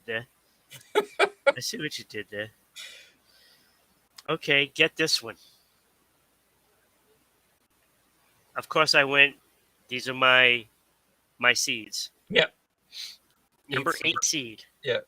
Columbus Blue Jackets. Yes. See, and the more I think about the Islanders, I would maybe switch that one. But go ahead. Number 7, Boston Bruins. Think they do enough to hold on Okay. till the guys come back. I- Number 6 seed, Toronto Maple Leafs. Number 5 seed, Florida Panthers. Number 4 seed, the Pittsburgh Penguins. Number 3 seed, the Carolina Hurricanes. And number 2 seed, Tampa Bay Lightning. And the number 1 seed, the New York Rangers. Wow. Okay. I do not have Ottawa making the playoffs. Okay. All right. And I got Ottawa kind of bouncing Boston out. Yep. All right. So if we break it down in the West, so the 1 seed plays the wild card, the second wild card. Yep. That matchup for me is Colorado, Dallas. My 2-3 seed is St. Louis, Minnesota. My 1 seed versus wild card 3 would be Edmonton, Nashville. And my 2-3 seed would be Calgary, Vegas. Continue. Yeah, do those do my 4. West? Okay. No, do the 4 winners. Okay, so I got Colorado coming out, beating Yep. Dallas, Minnesota beating St. Louis, Edmonton defeating Nashville, and Calgary defeating Vegas. Okay. All right, so I have Colorado beating LA. I have how did I do this? I have St. Louis beating Calgary. Okay. I have Vancouver beating Edmonton. Wow. And I have Minnesota beating Nashville. So Okay. my lower seeds all won Won. except for Colorado. Wow. Okay. Interesting. All right. So out of my Colorado Minnesota matchup, I have Colorado winning. Edmonton Calgary. I've got Edmonton winning. Okay. So my Wait. Western Conference Finals is Colorado Edmonton. Okay. So I have Colorado beating St. Louis. And I have Minnesota beating Vancouver. Oof. Okay. So I have Colorado versus Minnesota. Okay. So we both have Colorado, different team on the bottom end. I have in an upset Edmonton going to the Stanley Cup. Yeah. That's not happening. Thanks. I have Colorado beating Minnesota. Colorado goes back to the Stanley Cup. All right. So in the East, my 1 seed, Toronto, plays wild card 2, which is Ottawa. 2-3 seed matchup, Florida at 2, Tampa Bay at 3. Carolina 1 seed playing the wild card 3 would be the Islanders. Pittsburgh Rangers 2-3. I've got Toronto defeating Ottawa, Florida defeating Tampa Bay, Carolina defeating the Islanders, Pittsburgh beating the New York Rangers. That's my 4. So what's your 4? The Rangers, Toronto, Carolina. Florida, Carolina, and Pittsburgh. Okay. Interesting. All right. So I have New York Rangers, 1 seed, beating Columbus, the 8 seed. I have Boston, the number 7 seed, beating Tampa Bay, the number 2 seed. I can't with you. I have Pittsburgh, the 4 seed, beating Florida, the 5 seed, and I have Carolina, the 3rd seed, beating Toronto, the 6th seed. So we have Carolina and Pittsburgh. So I have Rangers, Carolina, Pittsburgh, Boston. In Boston. All right. So my Toronto-Florida matchup, I have Toronto defeating Florida. In Carolina, Pittsburgh, I have Pittsburgh defeating Carolina. Both upsets. Yeah, that ain't happening. Good luck with that. All right, so I have the Rangers beating Boston. It pains me, but that's the way it is. And I have Carolina defeating Pittsburgh. So the 2 old teams just don't have it. So New York Rangers and Carolina are going to face off. And I have Toronto and Pittsburgh facing off in the Eastern Conference. Yeah, I see where that's going. All Canadian Stanley Cup to Toronto Maple Leafs defeat Pittsburgh. Edmonton versus Toronto in the Stanley Cup.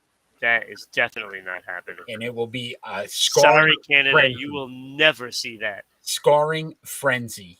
No. That would be pretty awesome, though, but no. All right, so I have Carolina defeating the New York Rangers to go to the Stanley Cup. So Colorado, Carolina for you. Colorado, Carolina, the CCs. And your winner? I have Carolina. Carolina defeating Colorado to win the Stanley Cup. And what pushes this team over the edge? I am predicting on this show that it is not the Rangers that go and get Patrick Kane. It is Carolina Hurricanes that are going to score Patrick Kane. Interesting. Edmonton versus Toronto.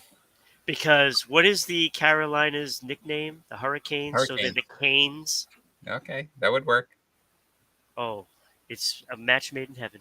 All right, I like it. So Edmonton versus Toronto. I am going with Toronto, the Maple Leafs to win it. Austin Matthews is going to be the MVP this season. He's going to carry that team on his back and make it happen. And they're going to pick up some defense during the trade deadline. If by some sort of miracle it would be Toronto and Edmonton, which there will not be two Canadian teams. It's just not going to happen, especially those two. Toronto would probably win that series because I don't even know why. Because I guess because they're just maybe better. I don't know. This has been Sports Unfolded Wait, 2020. do you want to know who wins for me? Oh, did you not say? You did say. Yes, you Did did. I? You said the Hurricanes. Oh, okay. All right. You I did. did. You said it right off the bat. You got so excited. You said Patrick Kane, the Canes. You got all Oh, excited. yeah. The That's right. Hurricane. So this has been Sports Unfolded 2022 NHL preview show. Hope you enjoyed as we broke down all 32 teams, gave you our Stanley Cup predictions.